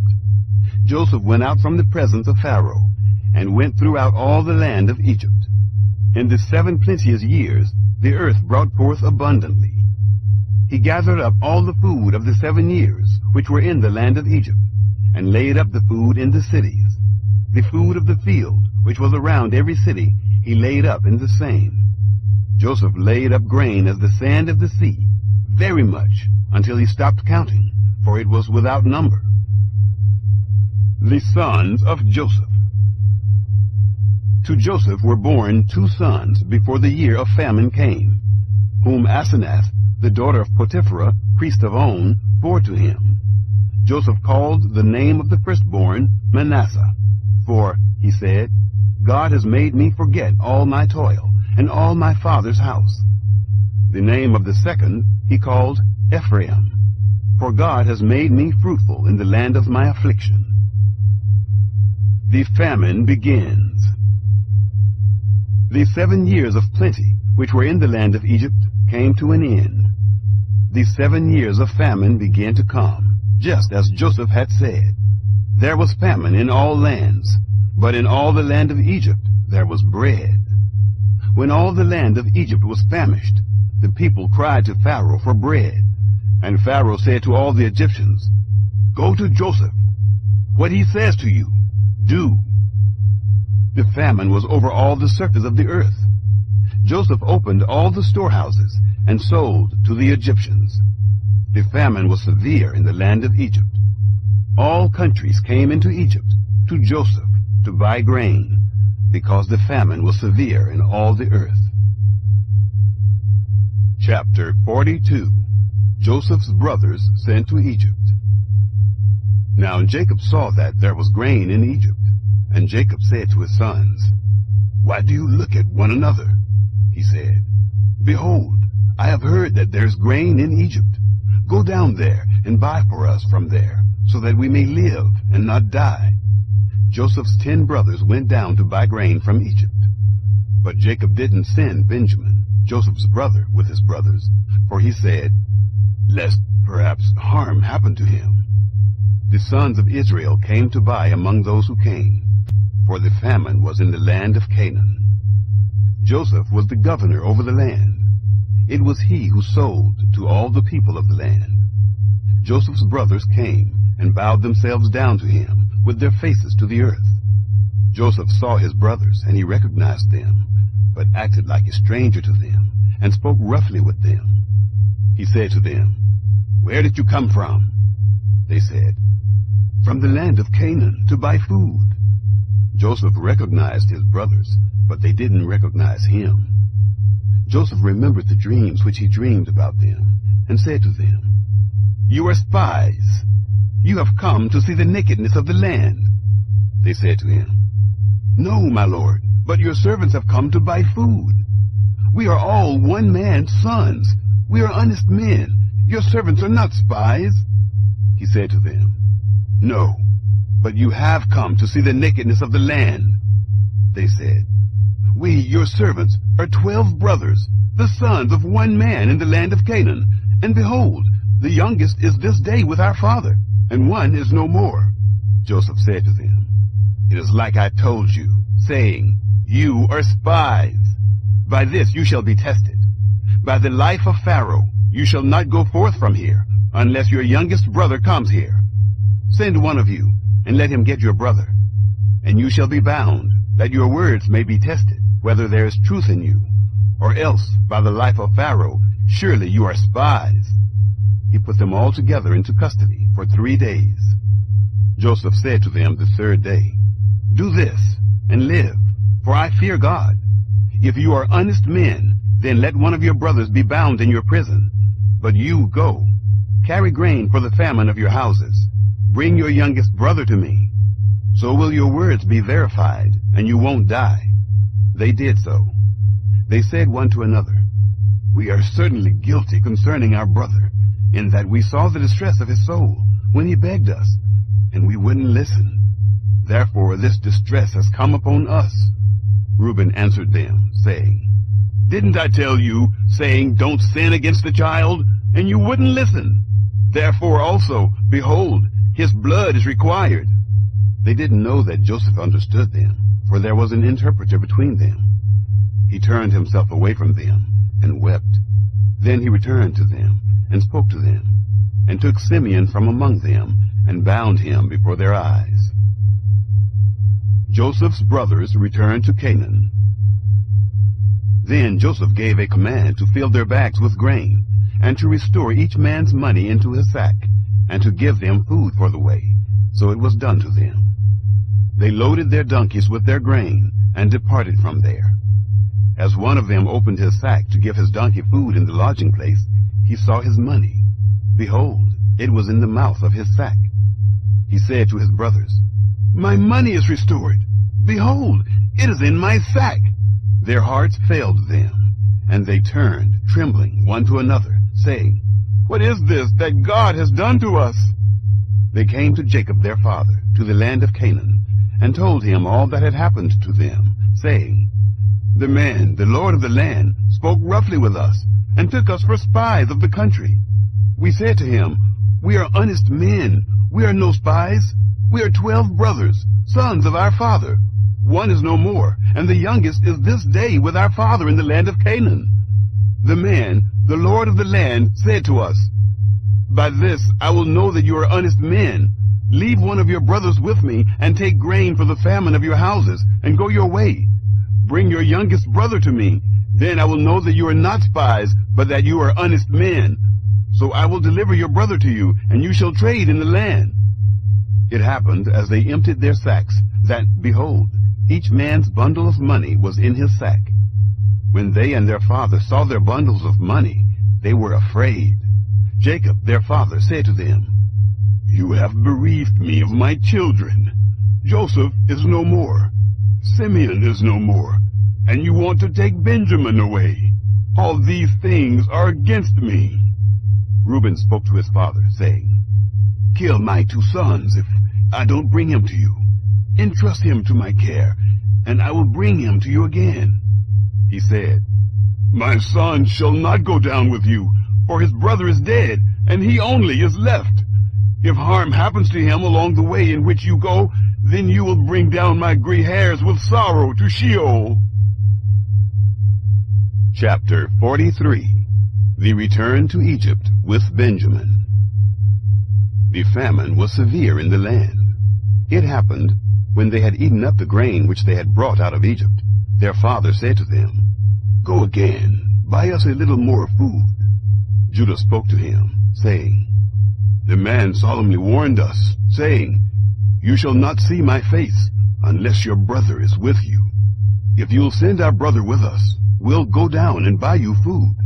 But if you'll not send him, we'll not go down.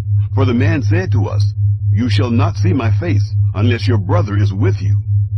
Israel said, "Why did you treat me so badly, telling the man that you had another brother?" They said, "The man asked directly concerning ourselves and concerning our relatives, saying, 'Is your father still alive? Have you another brother?' We just answered his questions. Is there any way we could know that he would say, 'Bring your brother down'?" Judah said to Israel his father, "Send the boy with me, and we'll get up and go, so that we may live and not die, both we and you, and also our little ones.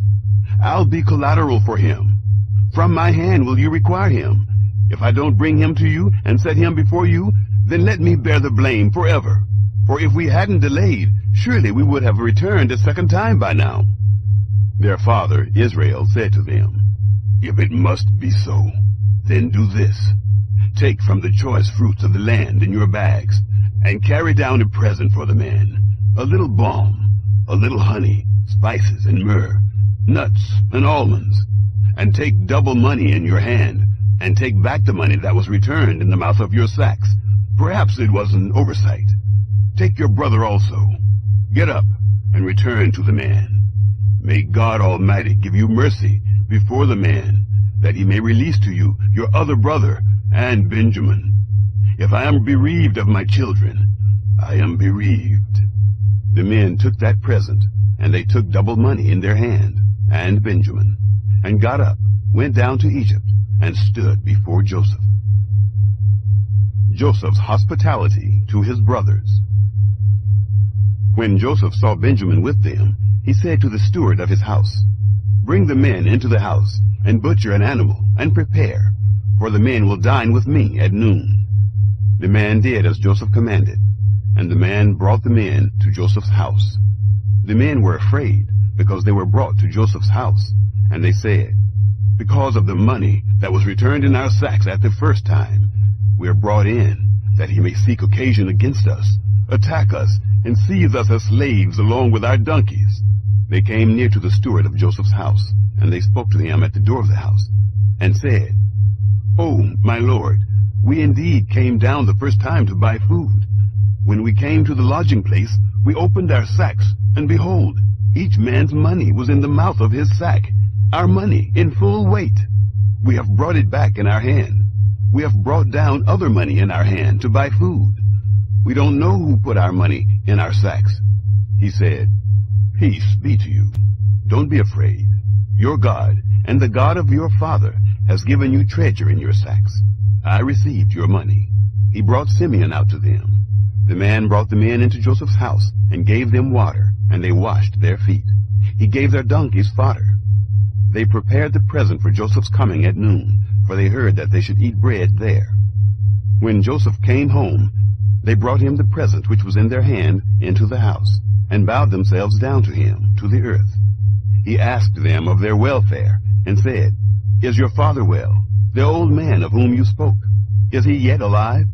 They said, "Your servant, our father, is well, he is still alive." They bowed the head and did homage. He lifted up his eyes and saw Benjamin, his brother, his mother's son, and said, "Is this your youngest brother, of whom you spoke to me?" He said, "God be gracious to you, my son." Joseph hurried, for his heart yearned over his brother, and he sought a place to weep. He entered into his room and wept there. He washed his face and came out. He controlled himself and said, "Serve the meal." They served him by himself, and them by themselves, and the Egyptians that ate with him by themselves, because the Egyptians don't eat bread with the Hebrews, for that is an abomination to the Egyptians. They sat before him, the firstborn according to his birthright, and the youngest according to his youth, and the men marveled one with another. He sent portions to them from before him, but Benjamin's portion was 5 times as much as any of theirs. They drank and were merry with him. Chapter 44. Benjamin and the Silver Cup.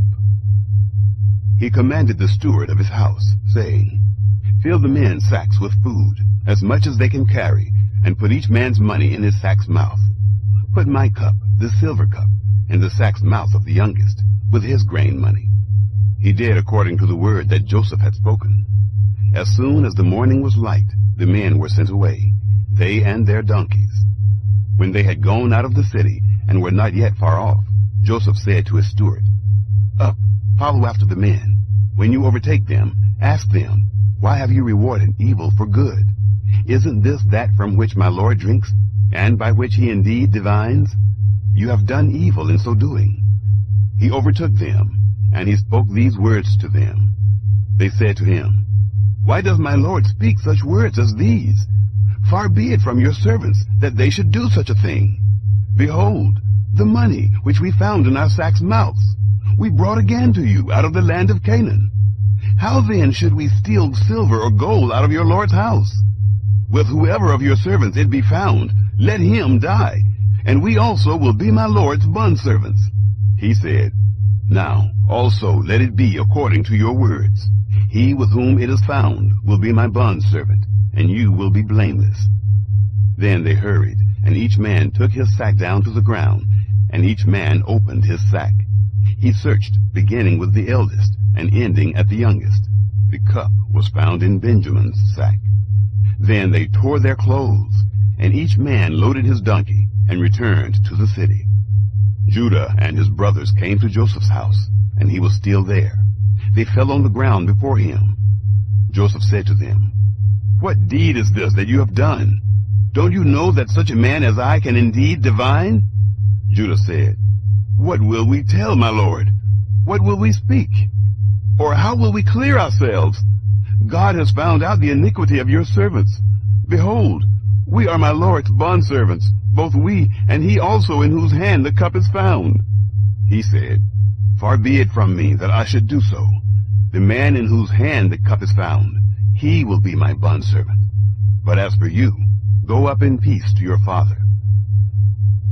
Judah pleads for Benjamin. Then Judah came near to him and said, "Oh, my lord, please let your servant speak a word in my lord's ears, and don't let your anger burn against your servant, for you are even as Pharaoh. My lord asked his servants, saying, 'Have you a father or a brother?' We said to my lord, 'We have a father, an old man, and a child of his old age, a little one. And his brother is dead, and he alone is left of his mother, and his father loves him. You said to your servants, Bring him down to me, that I may set my eyes on him.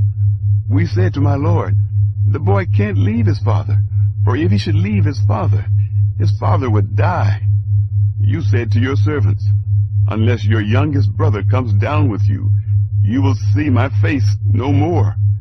It happened when we came up to your servant, my father, we told him the words of my lord. Our father said, Go again, buy us a little food. We said, We can't go down. If our youngest brother is with us, then we will go down. For we may not see the man's face, unless our youngest brother is with us. Your servant, my father, said to us, You know that my wife bore me 2 sons, and the one went out from me. And I said, Surely he is torn in pieces. and I haven't seen him since. If you take this one also from me, and harm happens to him, you will bring down my gray hairs with sorrow to Sheol. Now therefore, when I come to your servant my father, and the boy is not with us, since his life is bound up in the boy's life, it will happen, when he sees that the boy is no more, that he will die. Your servants will bring down the gray hairs of your servant our father with sorrow to Sheol. For your servant became collateral for the boy to my father, saying, if I don't bring him to you, then I will bear the blame to my father forever. Now therefore, please let your servant stay instead of the boy, a bondservant to my lord, and let the boy go up with his brothers. For how will I go up to my father if the boy isn't with me, lest I see the evil that will come on my father? Chapter 45. Joseph reveals his identity. Then Joseph couldn't control himself before all those who stood before him, and he cried, cause everyone to go out from me. No one else stood with him while Joseph made himself known to his brothers. He wept aloud. The Egyptians heard, and the house of Pharaoh heard. Joseph said to his brothers, I am Joseph. Does my father still live? His brothers couldn't answer him, for they were terrified at his presence. Joseph said to his brothers, come near to me, please. They came near. He said, I am Joseph, your brother, whom you sold into Egypt. Now don't be grieved, nor angry with yourselves, that you sold me here, for God sent me before you to preserve life. For these 2 years the famine has been in the land, and there are yet 5 years, in which there will be neither plowing nor harvest. God sent me before you to preserve for you a remnant in the earth, and to save you alive by a great deliverance. So now it wasn't you who sent me here, but God, and he has made me a father to Pharaoh, lord of all his house, and ruler over all the land of Egypt. Joseph sends for his father. Hurry and go up to my father, and tell him, this is what your son Joseph says. God has made me lord of all Egypt. Come down to me. Don't wait. You shall dwell in the land of Goshen, and you will be near to me, you, your children, your children's children, your flocks, your herds, and all that you have. There I will nourish you, for there are yet 5 years of famine, lest you come to poverty, you and your household, and all that you have. Behold, your eyes see, and the eyes of my brother Benjamin, that it is my mouth that speaks to you. You shall tell my father of all my glory in Egypt, and of all that you have seen. You shall hurry and bring my father down here. He fell on his brother Benjamin's neck, and wept, and Benjamin wept on his neck. He kissed all his brothers, and wept on them. After that, his brothers talked with him. Pharaoh invites Jacob to Egypt. The report of it was heard in Pharaoh's house, saying, Joseph's brothers have come. It pleased Pharaoh well, and his servants. Pharaoh said to Joseph, tell your brothers, do this, load your animals, and go, travel to the land of Canaan. Take your father and your households, and come to me, and I will give you the good of the land of Egypt, and you will eat the fat of the land. Now you are commanded, do this, take wagons out of the land of Egypt for your little ones, and for your wives, and bring your father, and come. Also, don't concern yourselves about your belongings, for the good of all of the land of Egypt is yours. The sons of Israel did so. Joseph gave them wagons according to the commandment of Pharaoh, and gave them provision for the way. He gave each one of them changes of clothing, but to Benjamin he gave 300 pieces of silver and 5 changes of clothing. He sent the following to his father: 10 donkeys loaded with the good things of Egypt, and 10 female donkeys loaded with grain and bread and provision for his father by the way. So he sent his brothers away, and they departed. He said to them, see that you don't quarrel on the way. The revival of Jacob. They went up out of Egypt, and came into the land of Canaan, to Jacob their father. They told him, saying, Joseph is still alive, and he is ruler over all the land of Egypt." His heart fainted, for he didn't believe them. They told him all the words of Joseph, which he had said to them. When he saw the wagons which Joseph had sent to carry him, the spirit of Jacob, their father, revived. Israel said, "It is enough. Joseph, my son, is still alive. I will go and see him before I die." Chapter 46. Jacob's Journey to Egypt. Israel traveled with all that he had, and came to Beersheba, and offered sacrifices to the God of his father, Isaac. God spoke to Israel in the visions of the night, and said, "Jacob, Jacob."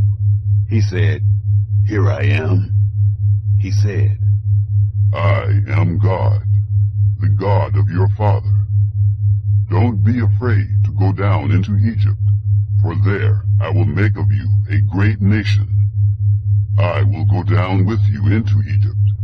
I will also surely bring you up again. Joseph will close your eyes." Jacob rose up from Beersheba, and the sons of Israel carried Jacob, their father, their little ones, and their wives, in the wagons which Pharaoh had sent to carry him.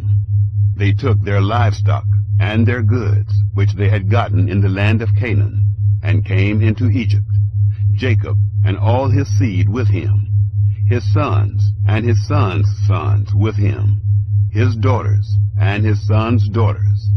And he brought all his seed with him into Egypt. Those who went into Egypt. These are the names of the children of Israel who came into Egypt: Jacob and his sons. Reuben, Jacob's firstborn. The sons of Reuben: Hanok, Palu, Hezron, and Carmi. The sons of Simeon: Jemuel, Jamin, Ohad, Jechan, Zohar, and Shaul, the son of a Canaanite woman. The sons of Levi: Gershon, Kohath, and Merari. The sons of Judah: Onan, Shelah, Perez, and Zerah. But and Onan died in the land of Canaan. The sons of Perez were Hezron and Hamul. The sons of Issachar: Tola, Huvah, Job, and Shimron. The sons of Zebulun: Sered, Elon, and Jaliel. These are the sons of Leah, whom she bore to Jacob in Paddan Aram, with his daughter Dinah. All the souls of his sons and his daughters were 33. The sons of Gad: Ziphion, Haggai, Shunai, Esbon, Uri, Arodi, and Areli. The sons of Asher: Imnah, Ishva, Ishvi, Beriah, and Serah their sister. The sons of Beriah: Heber, and Malchiel. These are the sons of Zilpah, whom Laban gave to Leah, his daughter, and these she bore to Jacob, even 16 souls. The sons of Rachel, Jacob's wife: Joseph and Benjamin. To Joseph in the land of Egypt were born Manasseh and Ephraim, whom Asenath, the daughter of Potiphera, priest of On, bore to him. The sons of Benjamin: Bela, Becher, Ashbel, Jerah, Naaman, Ehi, Rosh, Mupim, Huppim, and Ard. These are the sons of Rachel, who were born to Jacob. All the souls were 14. The son of Dan: Hushim. The sons of Naphtali: Jaziel, Gunai, Jezer, and Shillem. These are the sons of Bilhah, whom Laban gave to Rachel, his daughter, and these she bore to Jacob. All the souls were 7.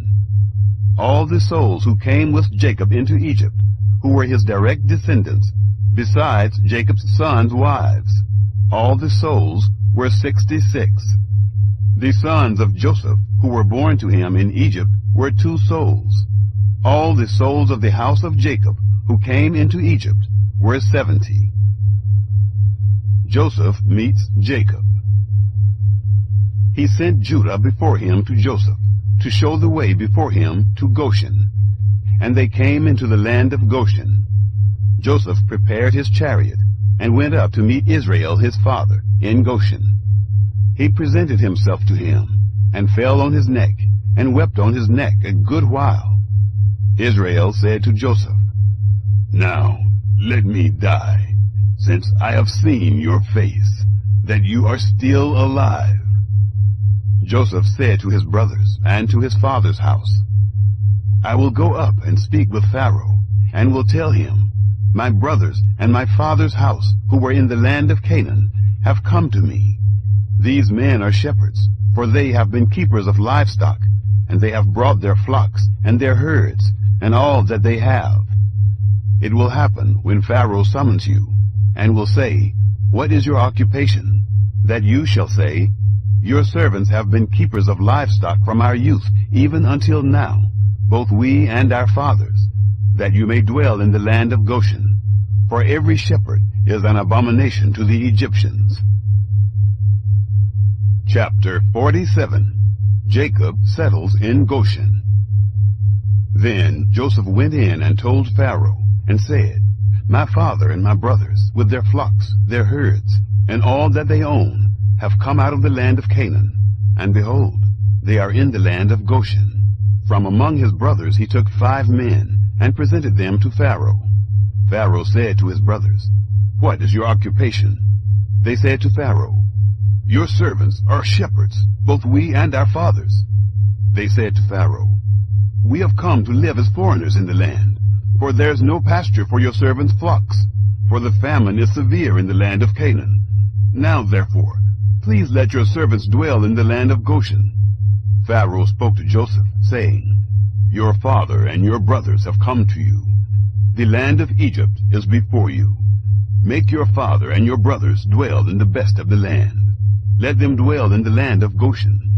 If you know any able men among them, then put them in charge of my livestock." Joseph brought in Jacob, his father, and set him before Pharaoh. And Jacob blessed Pharaoh. Pharaoh said to Jacob, "How many are the days of the years of your life?" Jacob said to Pharaoh, "The days of the years of my pilgrimage are 130 years. Few and evil have been the days of the years of my life, and they have not attained to the days of the years of the life of my fathers in the days of their pilgrimage." Jacob blessed Pharaoh, and went out from the presence of Pharaoh. Joseph placed his father and his brothers, and gave them a possession in the land of Egypt, in the best of the land, in the land of Ramses, as Pharaoh had commanded. Joseph nourished his father, his brothers, and all of his father's household, with bread, according to their families. Joseph's leadership in famine. There was no bread in all the land, for the famine was very severe, so that the land of Egypt and the land of Canaan fainted by reason of the famine. Joseph gathered up all the money that was found in the land of Egypt and in the land of Canaan for the grain which they bought, and Joseph brought the money into Pharaoh's house. When the money was all spent in the land of Egypt and in the land of Canaan, all the Egyptians came to Joseph and said, "Give us bread, for why should we die in your presence? For our money fails." Joseph said, "Give me your livestock, and I will give you food for your livestock, if your money is gone." They brought their livestock to Joseph, and Joseph gave them bread in exchange for the horses, and for the flocks, and for the herds, and for the donkeys. And he fed them with bread in exchange for all their livestock for that year. When that year was ended, they came to him the second year, and said to him, "We will not hide from my lord how our money is all spent, and the herds of livestock are my lord's. There is nothing left in the sight of my lord, but our bodies and our lands. Why should we die before your eyes, both we and our land. Buy us and our land for bread, and we and our land will be servants to Pharaoh. Give us seed, that we may live and not die, and that the land won't be desolate." So Joseph bought all the land of Egypt for Pharaoh, for every man of the Egyptians sold his field, because the famine was severe on them, and the land became Pharaoh's. As for the people, he moved them to the cities, from one end of the border of Egypt even to the other end of it. Only he didn't buy the land of the priests, for the priests had a portion from Pharaoh, and ate their portion which Pharaoh gave them. That is why they didn't sell their land. Then Joseph said to the people, "Behold, I have bought you and your land today for Pharaoh. Behold, here is seed for you, and you shall sow the land. It will happen at the harvests that you shall give a fifth to Pharaoh, and 4 parts will be your own, for seed of the field, for your food, for them of your households, and for food for your little ones." They said, "You have saved our lives. Let us find favor in the sight of my Lord, and we will be Pharaoh's servants." Joseph made it a statute concerning the land of Egypt to this day, that Pharaoh should have the fifth. Only the land of the priests alone didn't become Pharaoh's. Israel lived in the land of Egypt, in the land of Goshen, and they got themselves possessions therein, and were fruitful, and multiplied exceedingly. Jacob lived in the land of Egypt 17 years.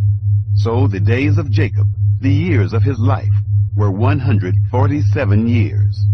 The time drew near that Israel must die, and he called his son Joseph, and said to him, "If now I have found favor in your sight, please put your hand under my thigh, and deal kindly and truly with me. Please don't bury me in Egypt, but when I sleep with my fathers, you shall carry me out of Egypt, and bury me in their burying place." He said, "I will do as you have said." He said, "Swear to me." And he swore to him. Israel bowed himself on the bed's head. Chapter 48. Jacob blesses Ephraim and Manasseh. It happened after these things that someone said to Joseph, "Behold, your father is sick." He took with him his 2 sons, Manasseh and Ephraim. Someone told Jacob and said, "Behold, your son Joseph comes to you." And Israel strengthened himself and sat on the bed. Jacob said to Joseph, "God Almighty appeared to me at Luz in the land of Canaan, and blessed me, and said to me, Behold, I will make you fruitful, and multiply you, and will make of you a company of peoples, and will give this land to your seed after you, for an everlasting possession. Now your 2 sons, who were born to you in the land of Egypt before I came to you into Egypt, are mine, Ephraim and Manasseh, even as Reuben and Simeon will be mine. Your issue, who you become the father of after them, will be yours. They will be called after the name of their brothers in their inheritance. As for me, when I came from Paddan, Rachel died by me in the land of Canaan in the way, when there was still some distance to come to Ephrath, and I buried her there in the way to Ephrath. The same is Bethlehem.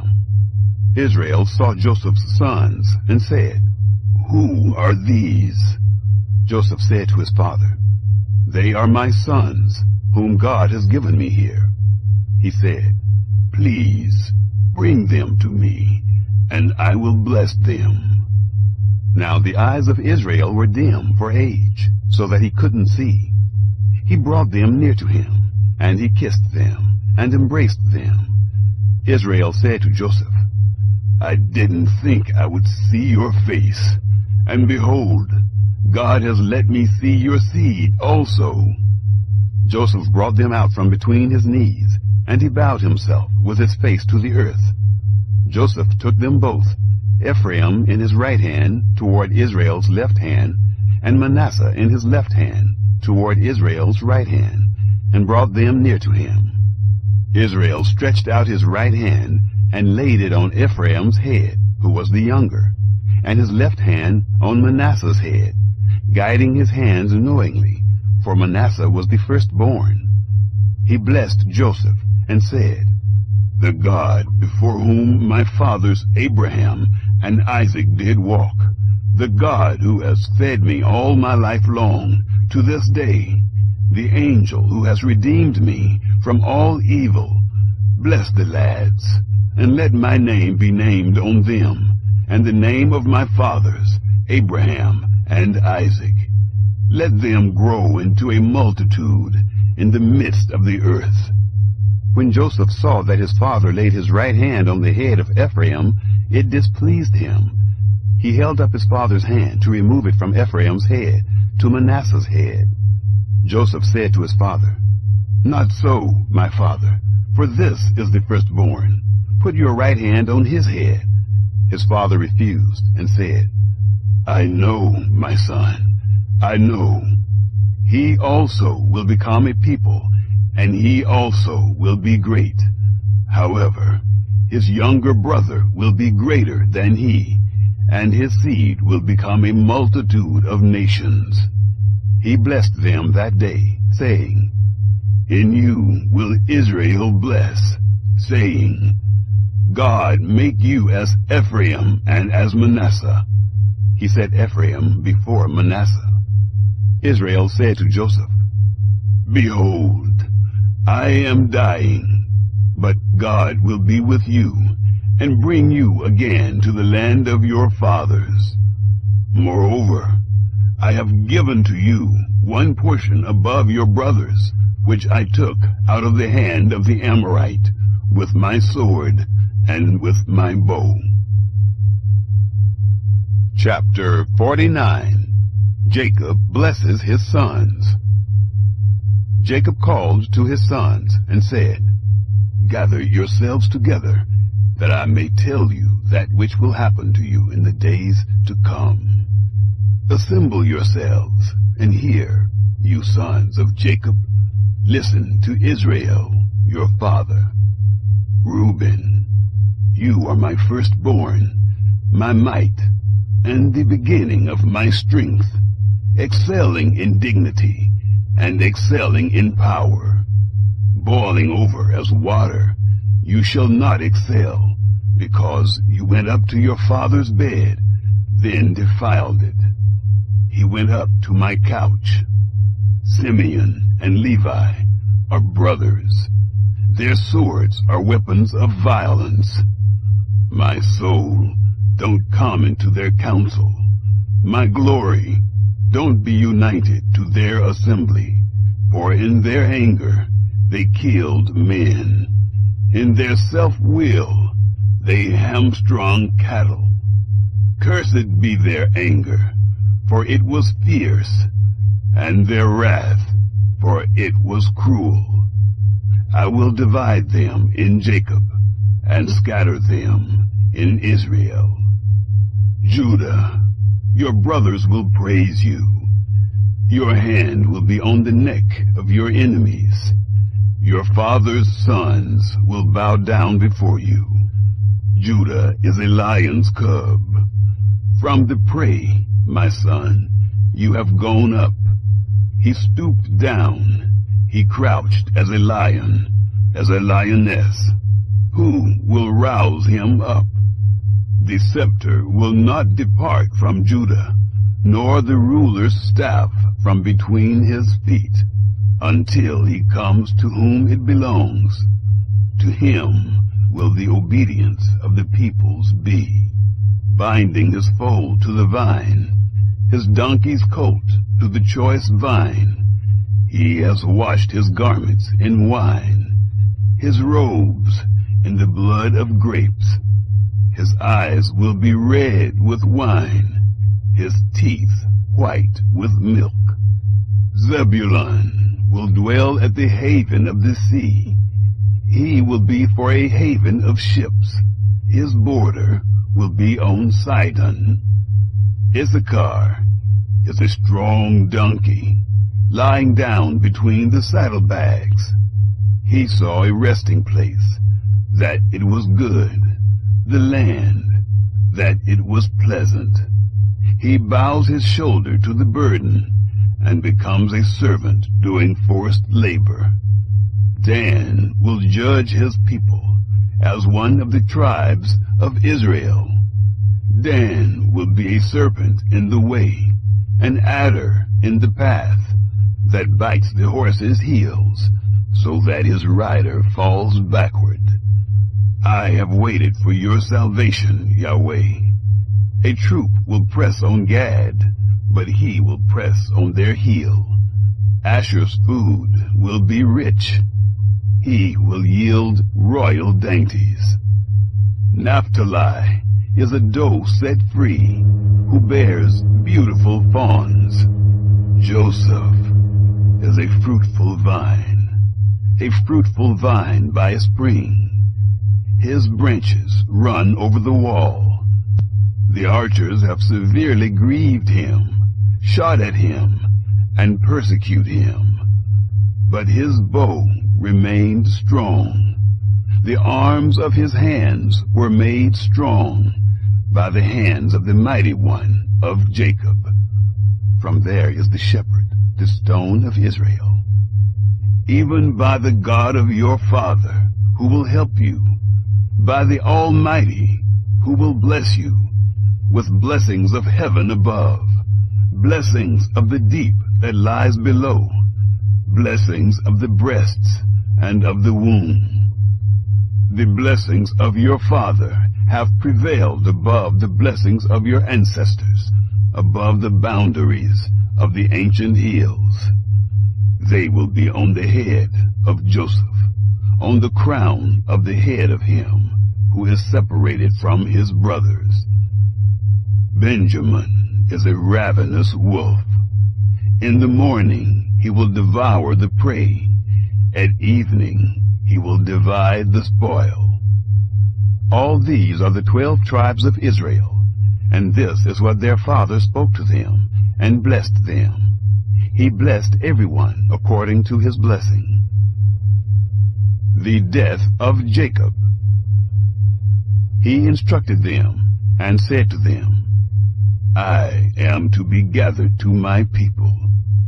Bury me with my fathers in the cave that is in the field of Ephron the Hittite, in the cave that is in the field of Machpelah, which is before Mamre, in the land of Canaan, which Abraham bought with the field from Ephron the Hittite as a burial place. There they buried Abraham and Sarah his wife. There they buried Isaac and Rebekah his wife. And there I buried Leah, the field and the cave that is therein, which was purchased from the children of Heth. When Jacob made an end of charging his sons, he gathered up his feet into the bed, and yielded up the spirit, and was gathered to his people.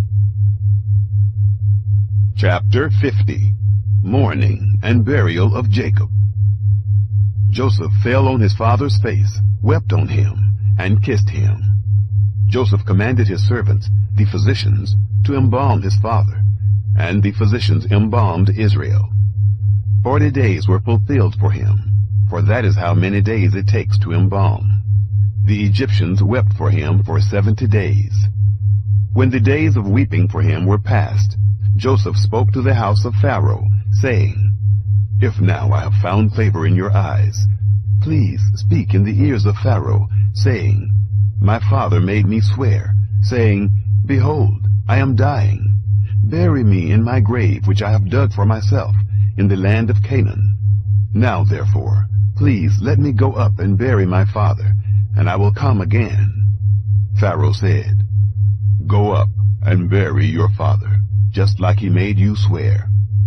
Joseph went up to bury his father, and with him went up all the servants of Pharaoh, the elders of his house, all the elders of the land of Egypt, all the house of Joseph, his brothers, and his father's house. Only their little ones, their flocks, and their herds they left in the land of Goshen. There went up with him both chariots and horsemen. It was a very great company. They came to the threshing floor of Atad, which is beyond the Jordan, and there they lamented with a very great and severe lamentation. He mourned for his father 7 days.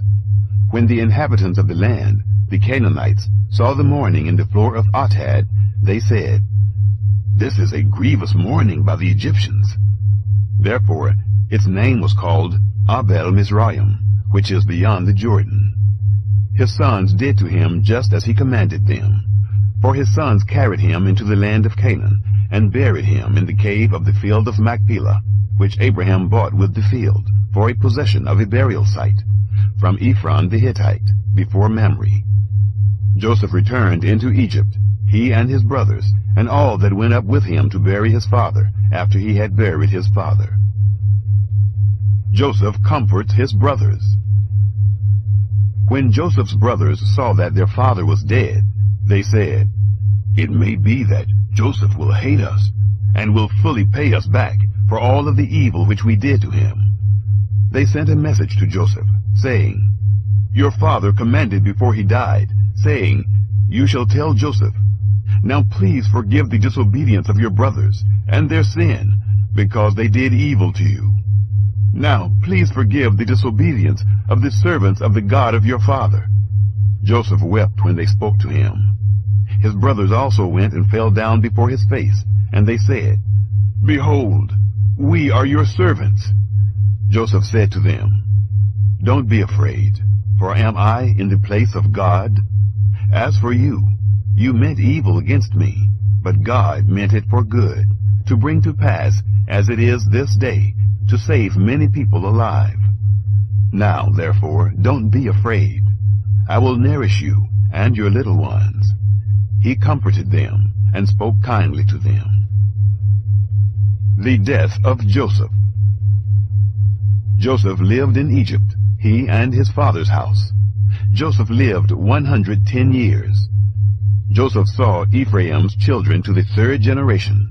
The children also of Machir, the son of Manasseh, were born on Joseph's knees. Joseph said to his brothers, "I am dying, but God will surely visit you and bring you up out of this land, to the land which he swore to Abraham, to Isaac, and to Jacob." Joseph took an oath of the children of Israel, saying, "God will surely visit you, and you shall carry up my bones from here."